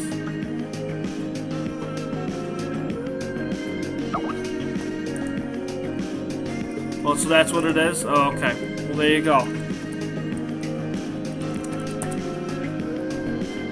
Now I know.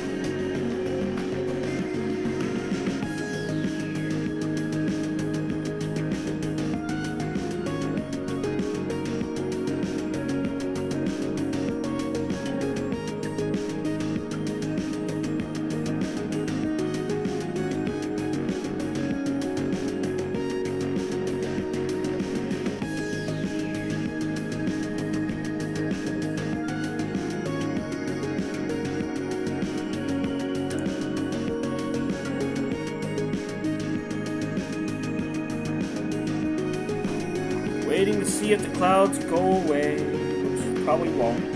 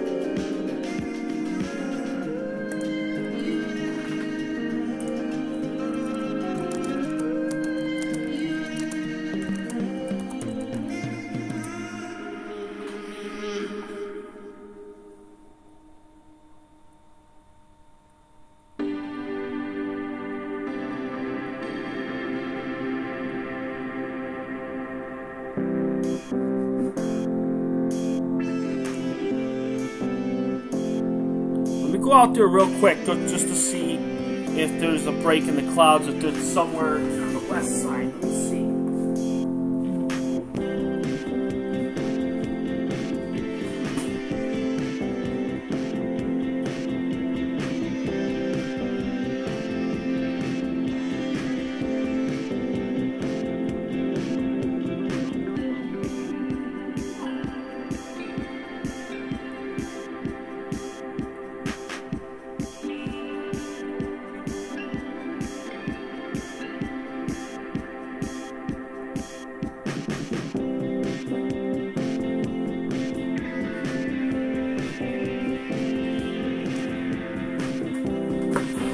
That's not good out there.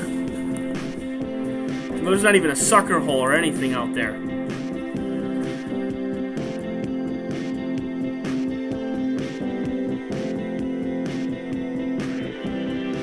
Yeah, if you define me, it's CHRISELLIOTT.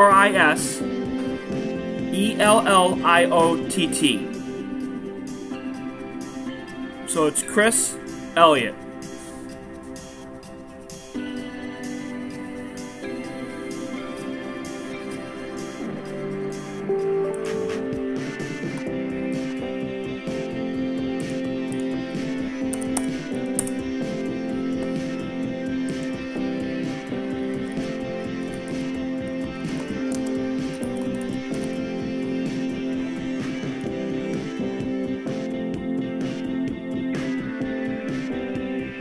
Wonder which one is you. What if I just message all four of them and see which one, and if you answer back, then we'll know which one.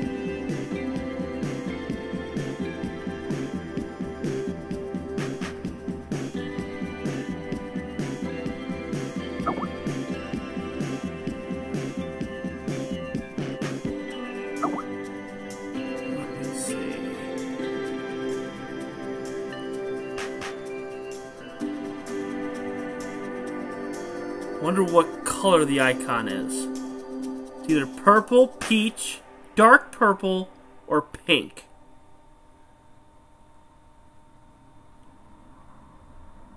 I'm gonna say this is probably you.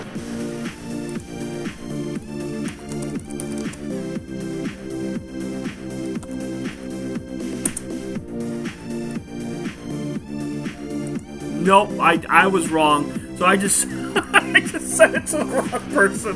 So someone else is gonna get it. I don't know who that was, but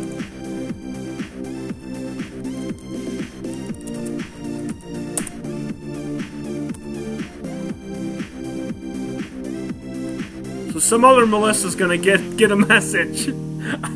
Whoops. That's the best part, is just messaging random people. I should just message a whole bunch of people and just say giggity and just see what happens.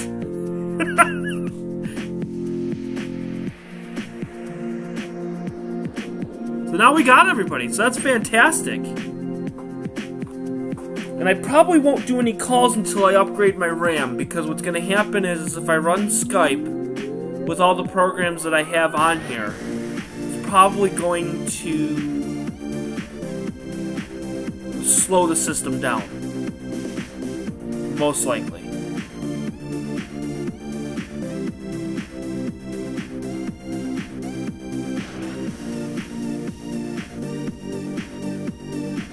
You should. I think that would be awesome.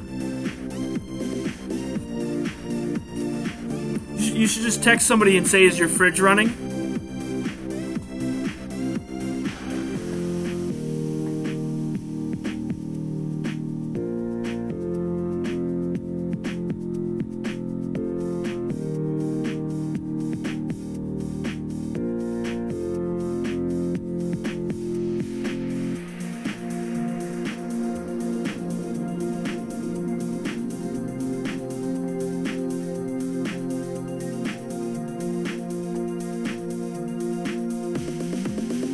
I'm trying. I'm trying.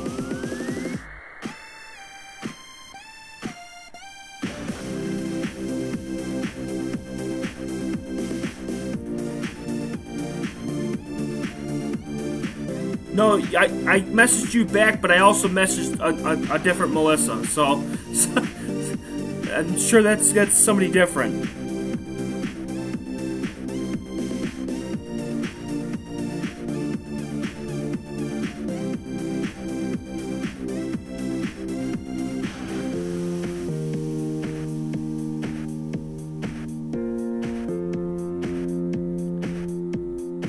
Oh, that would be perfect, Melissa. That'd be so funny. You just send a random text message. It's done. or even better, you could just go do it.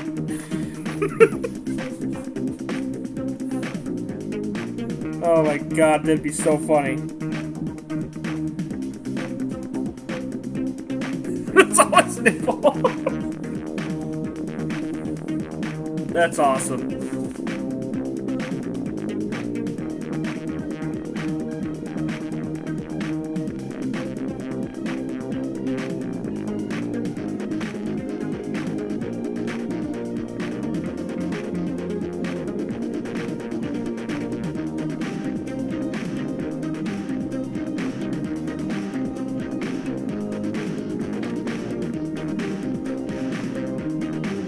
You want to photo the body?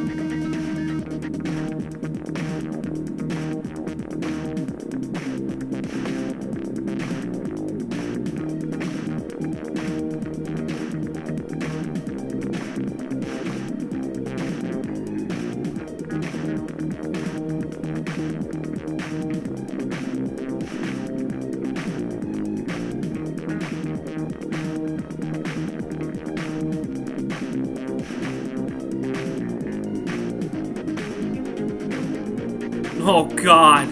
Oh, jeez.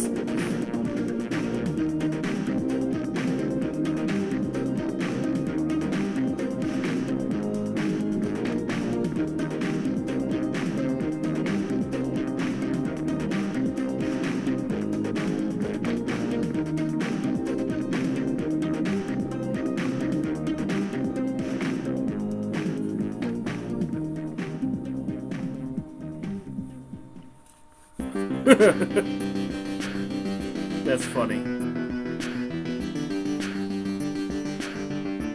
No way, really? When did you do that? Last night or today? I would have joined. Wait, do I have... Let me see. Did I... Put bell notification on yours. I don't know if I did.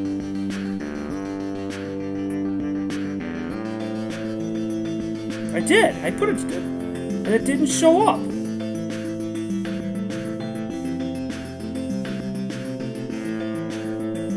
Huh. Oh, it was a week ago?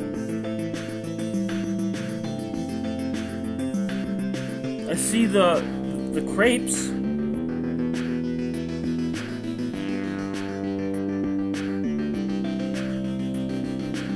But I don't, well, unless you deleted it, that's probably why. Scrambled guts.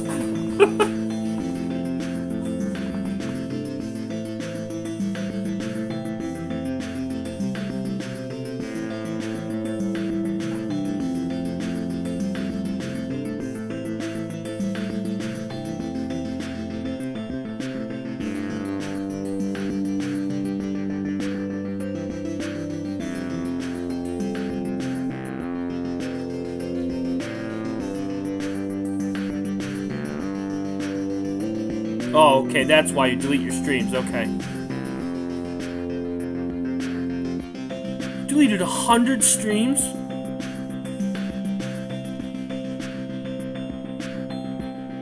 Really? I'm not that popular. got a lot of subscribers, though. You got 870. You're so close to 1,000.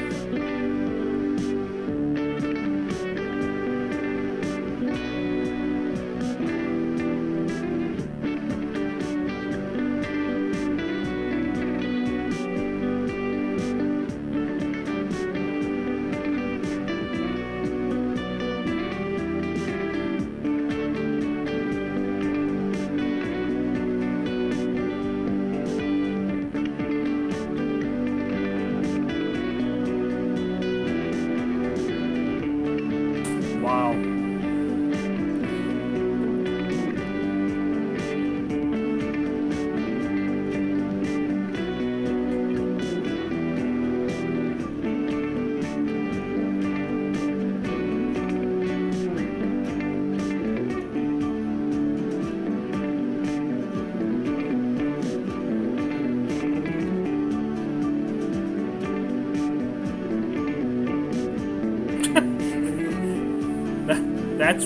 That'll probably do it.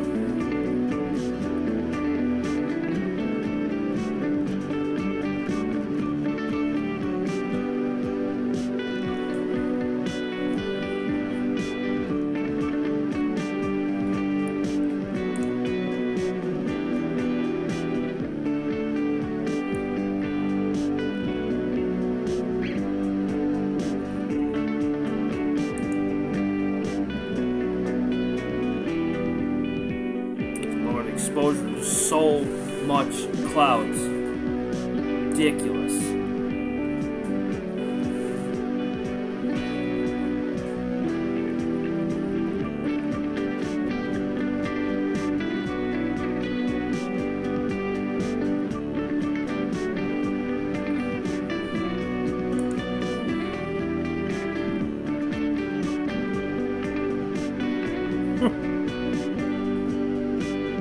Yeah, it's a whiteout. I had to lower the exposure because the clouds are so much. I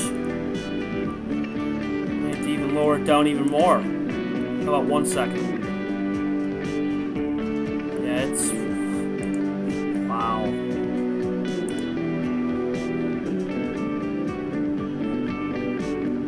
You can just barely see stars, though, on the QHY. You see any stars on this one? Let me see.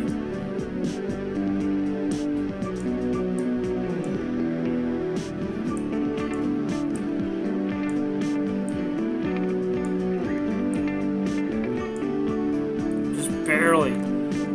Look at that. That's really cool. That's just a star that has been just going along. Kind of looks like a rocket,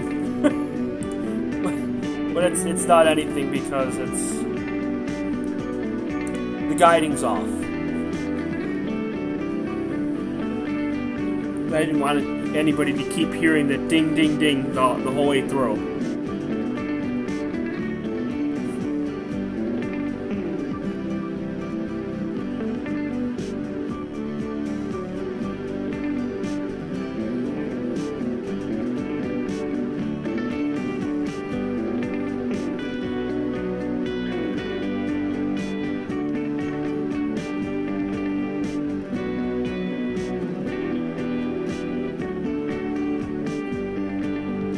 Of course, naturally.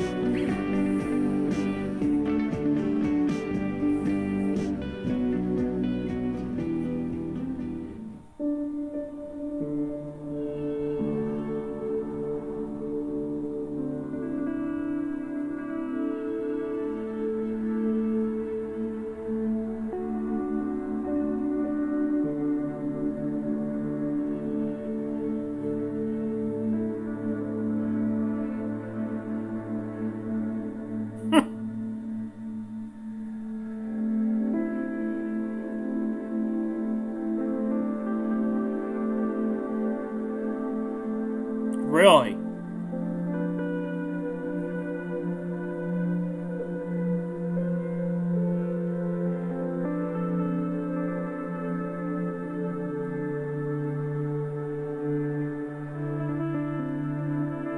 Yeah, all I did was I just downloaded a whole bunch of music, about 6 hours of music. I have about 3 different playlists, and I put them in my video editor, and then just rendered an MP3, and I just got them on the computer. So every time I go live, I just go to Windows Media Player, hit play, and go.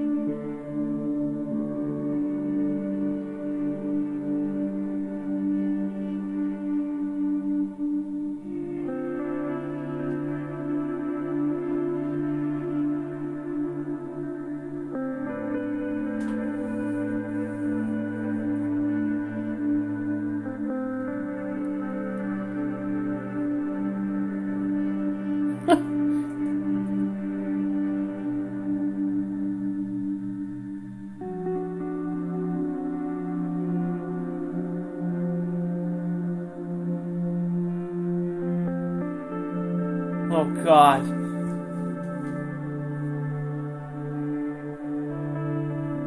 Yeah, definitely get some. That's what you need to do, Chris. Get some. You could go right on YouTube and you can actually just download that music for free. You could download it, put it in a video editor, like Windows Movie Maker or some other editor, and then just make an MP3 of it and just hit play. And you can just play it in the background. If you have OBS, you just put it in the background as a desktop audio and just let it go.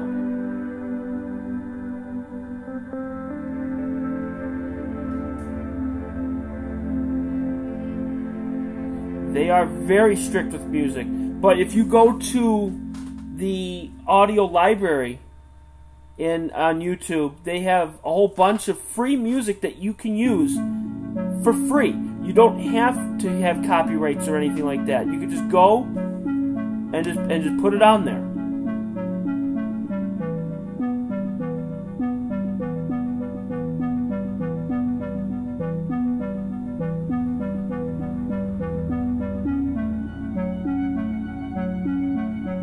$213,000 views. That's crazy.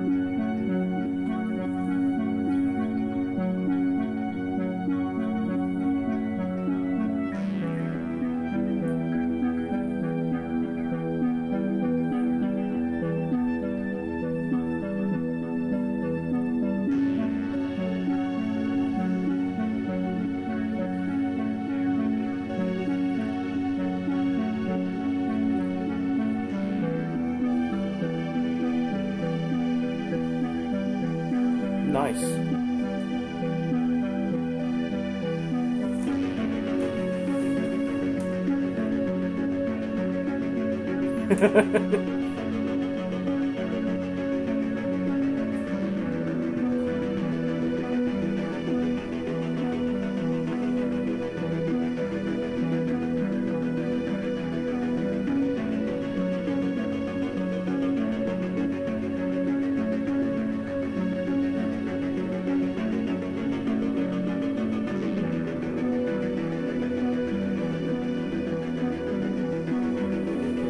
You want to make sure that it doesn't rain outside, because that's another thing I'm thinking about, is that it could rain. Double check and see.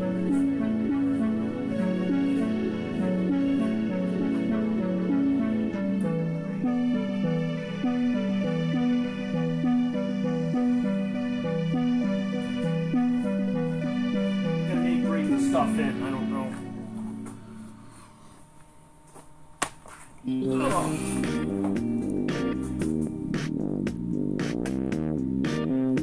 Check the radar.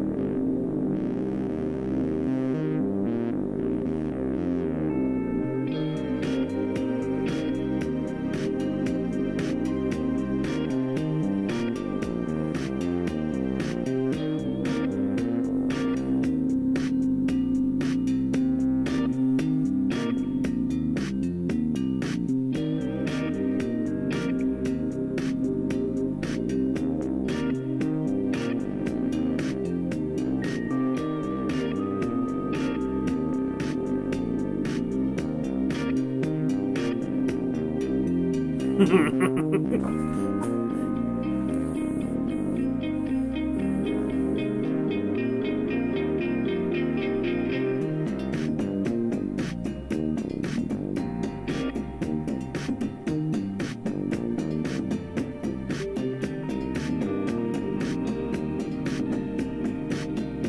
Jurgen. We are getting clouds tonight, which is great. Yet we're still imaging, and we're not getting anything because there's just solid clouds all over the place, and we're getting stars that are moving because I shut the guider off. So there's really not much I'm going to be getting.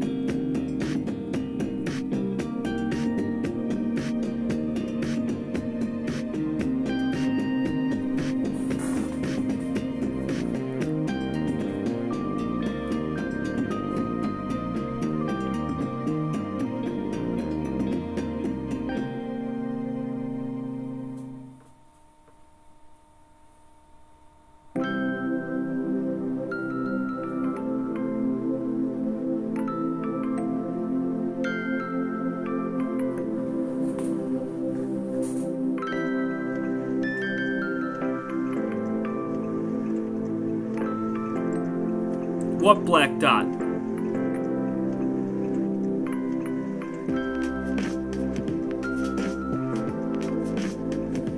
Because I've pretty much... Why am I still taking images?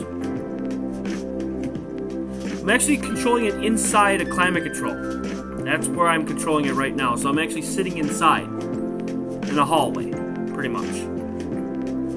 I am sitting in a hallway with 25-foot cords that are going straight outside. That long cord that sits out there, it's on a wheelie bar, so it just sits out there and everything's already plugged in, everything's good to go, so then when I'm done, I roll it into the storage unit, lock it up, and then I'm done.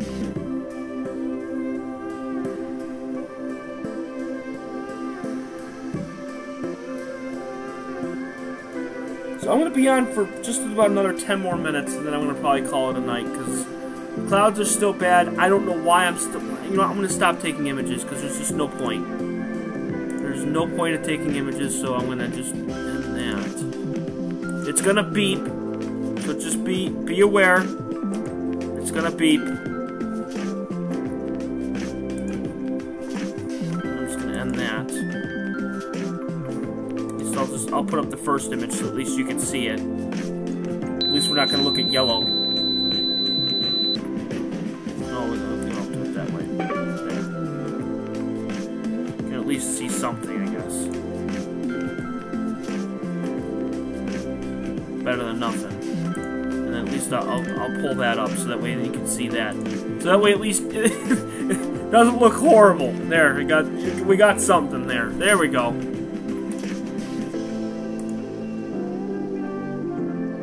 Well, that's good that it's not that loud. It's just what the beep ends when I end the session. So that's good. Remember the one time I had it absolutely cranked and it was really loud, so I was like, oh crap.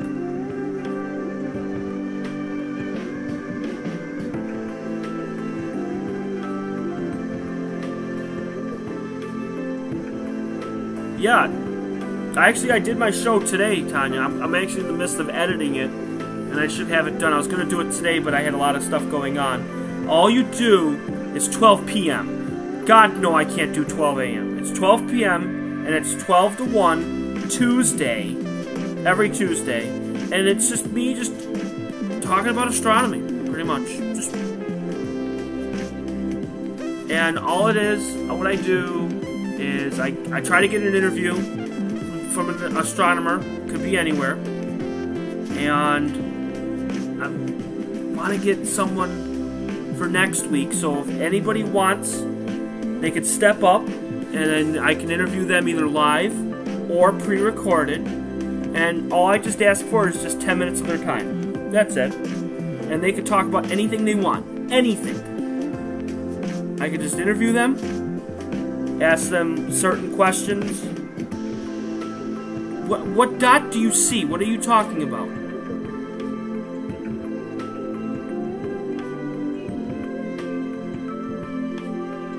you talking about the dot that's on the Canon camera?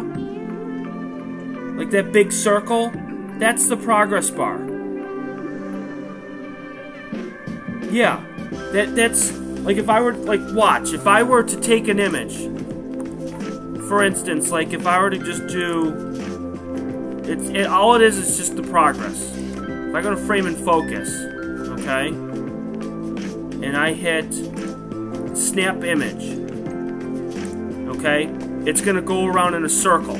You see how it's going around in a circle, and it's taking a time. It's to show you the progress of the image. What I did was I used chroma key and knocked out the back so that way it goes there so you can still see through the actual circle. That's all it is. Go back to that.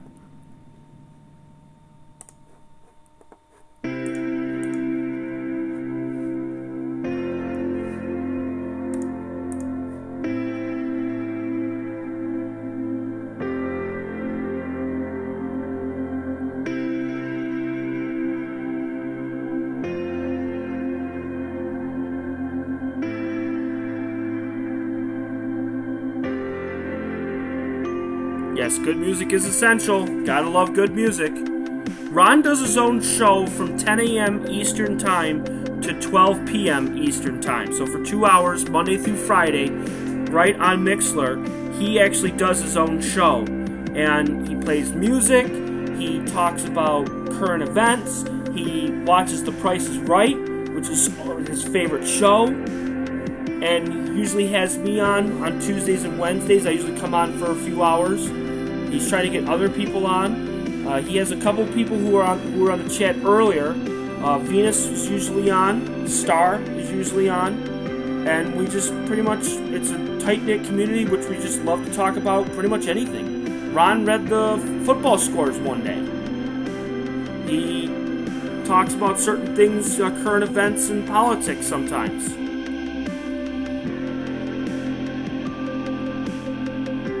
I was talking about a black dot about 4 o'clock from the star.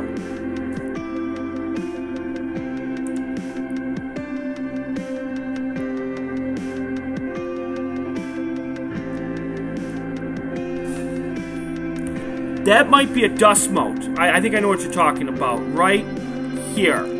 That's a dust mote. That's all that is. It's probably in the optical train. So what that just means is when you take flats and you take darks, it goes away. That's all that is, because most cameras have that, and most telescopes have that. There's nothing you can really do.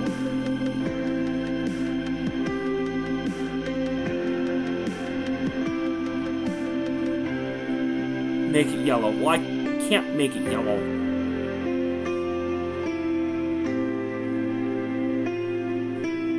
And Tanya, all you have to do to get the Mixlr app is you go to my website, and I'm going to type it in here. HTTP ELLIOTT.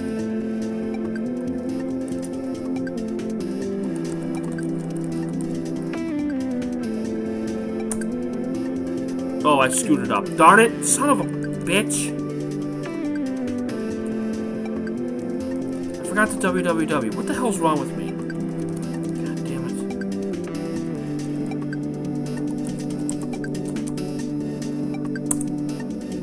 it. There we go. That's better. Ignore that one. Can I delete that one?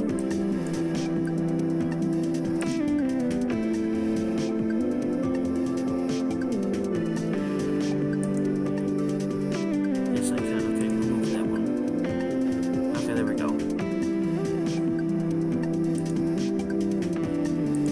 I can change the histogram. I can make it completely red. How about this one right here? There you go. Now you can't see it at all. There. And now it's gone. How about reset it? Ah! There we go.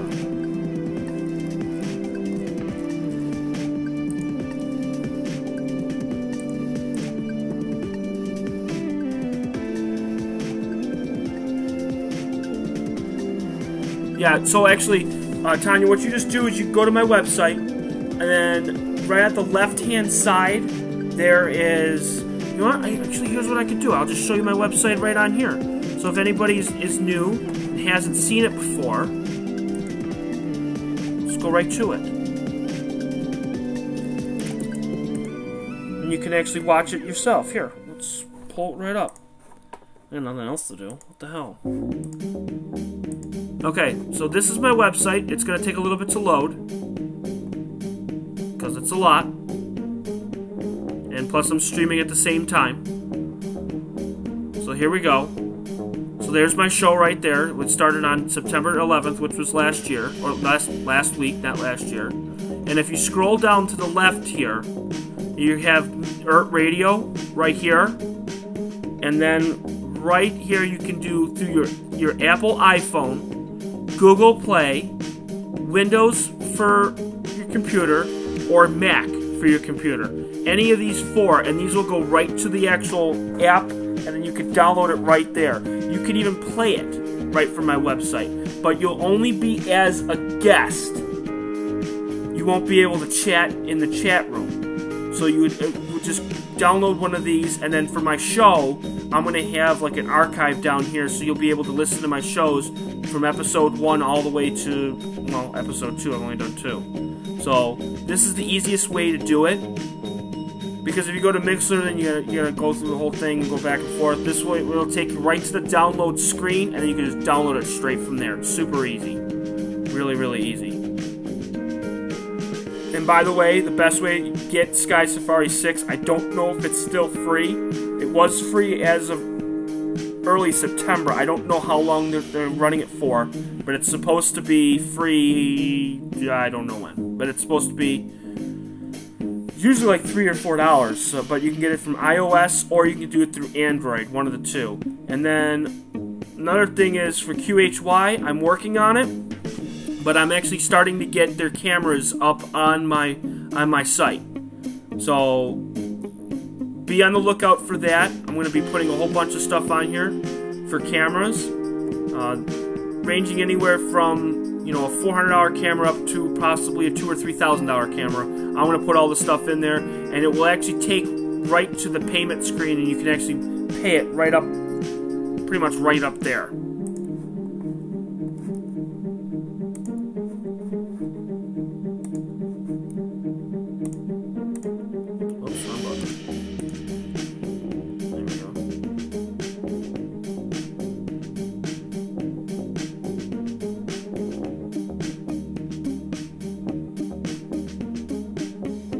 When I use my camera adapter, the focus will be done by the scope. Yes, you have to do it through the scope, and then you have to make sure it's in focus. Do not know how to do the browser scrolling. What do you mean the browser scrolling?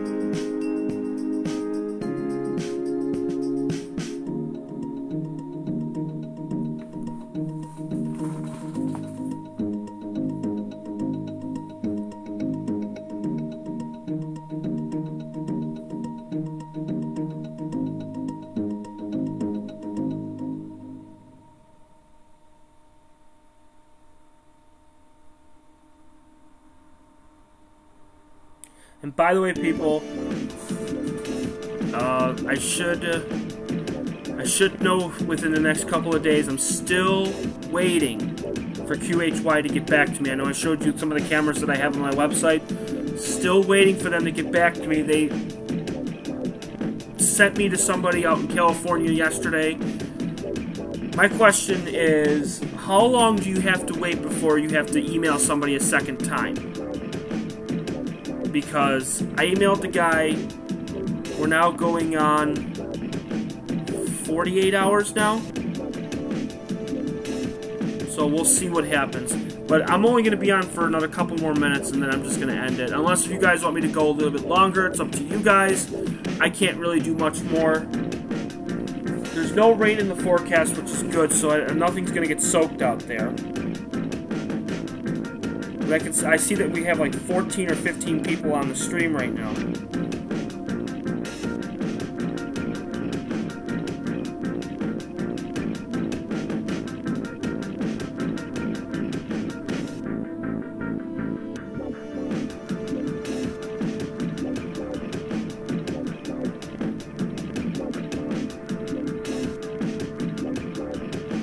Use your finger around, you just go all the way down, you can scroll through. There's not gonna be a scroll bar if you're on your tablet or if you're on your phone. You actually physically have to scroll through it yourself. There's not gonna be a scroll bar. Only on computers has a scroll bar.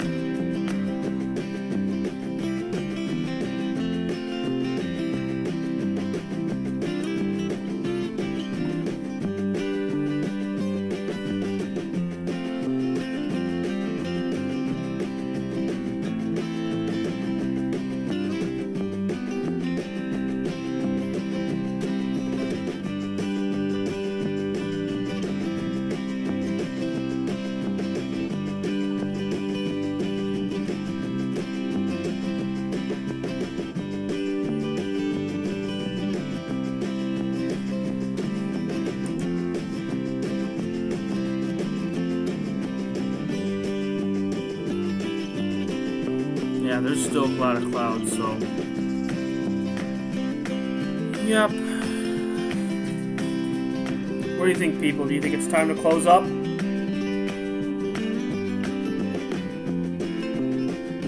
Yes, I am using OBS. Yes, I am.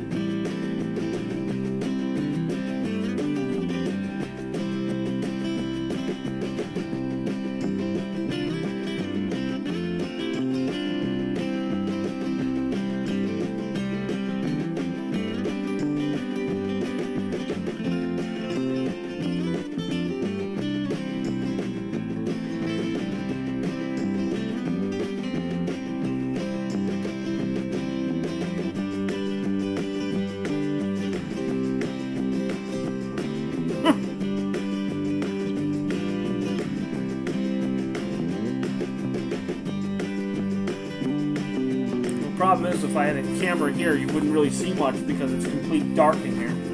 But I don't want to have any lights on when I was doing the imaging.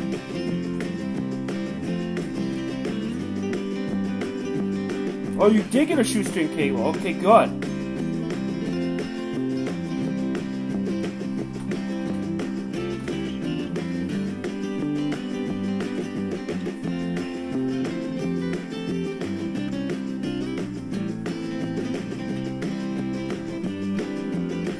No.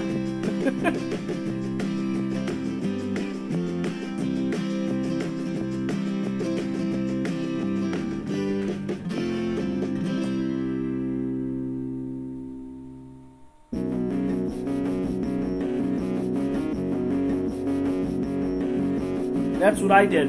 Are you using a GP USB?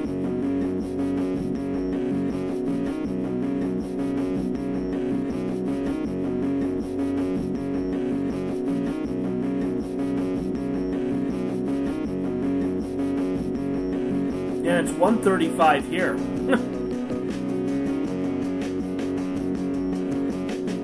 Because I use it.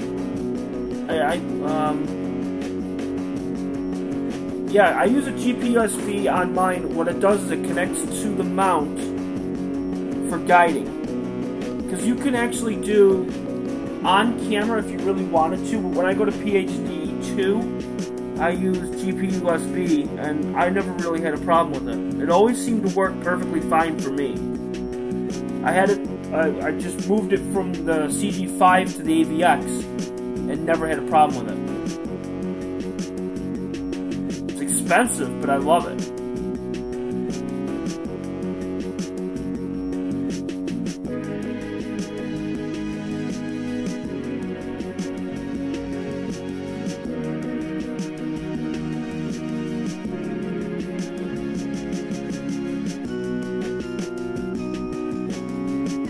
No. It's I'm gonna type it out.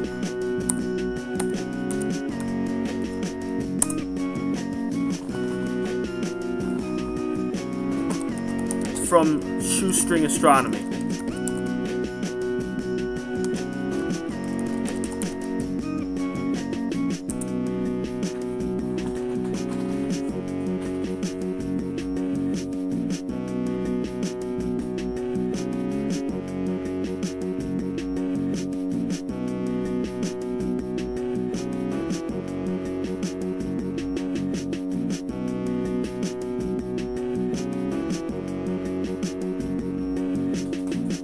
That's what I do. I go to the cable store. That's what I go to. Because I have like 3 or 4 30-foot cables that I use.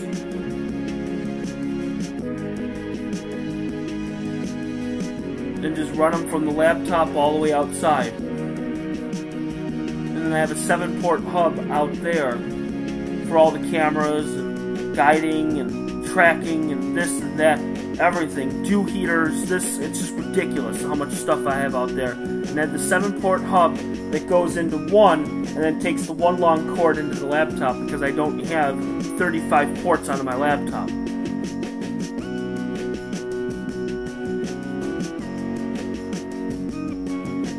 Right. I think it's 25 or 30, and I know that there's a breaking point, but you can get ones that have repeaters in the middle, and that's what all mine have. Yeah, it's like a big box that sits right between the actual cable, and if you actually use that, it actually extends it, and it still keeps the same signal from one end to the other. Oh, okay.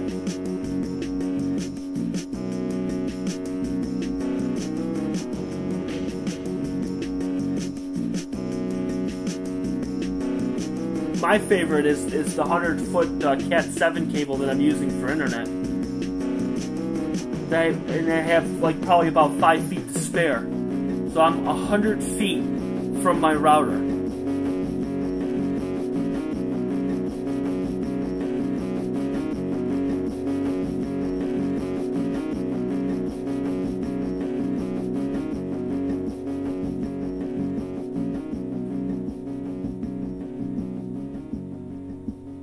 I tried to do this wirelessly and it sucked. It sucked big time.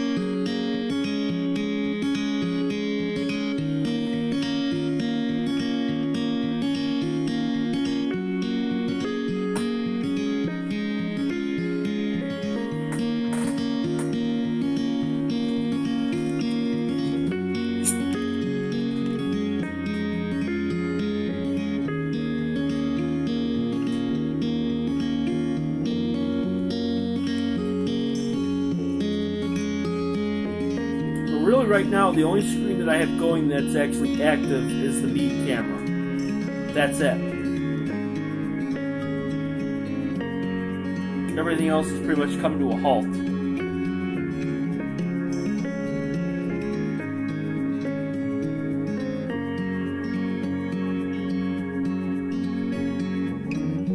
I really don't want to process any images until I get more RAM on this computer, and once I get that, then I can start processing images while I'm streaming at the same time, and playing music, and capturing images, and doing everything, and using Skype at the same time, without anything lagging.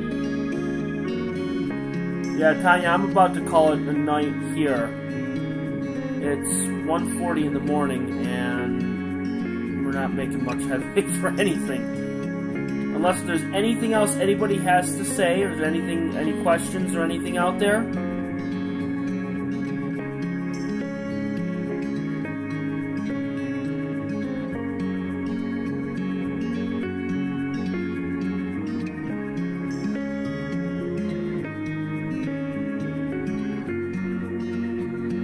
Yeah. Yeah, really nice clouds. It didn't start out like this, Jurgen. It didn't start out like this at all. It was somewhat clear at 9 o'clock and got out here and was setting up and getting things together, and then all of a sudden the clouds came in.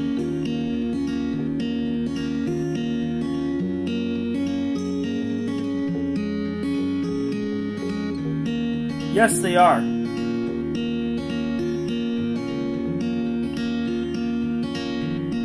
Yeah, I think I'm pretty much done. I'll probably head on to Jello's stream for a little bit after I'm done and packed up. It'll only take me 5 minutes to pack up everything. So I'll just roll it in and lock her up. So I'm going to end this stream, but I want to thank everyone for coming out. Tanya, 2 Jameses, Jurgen, the Chris Astro channel, Venus Forever and Ever Ago, Ron, Melissa. Is there anybody else that I missed? Star, of course. Can't forget about Star. I know we got both Jameses. It was James Small and James Dugan. I think that's everybody. If I didn't call your name, I apologize. I think we got everybody.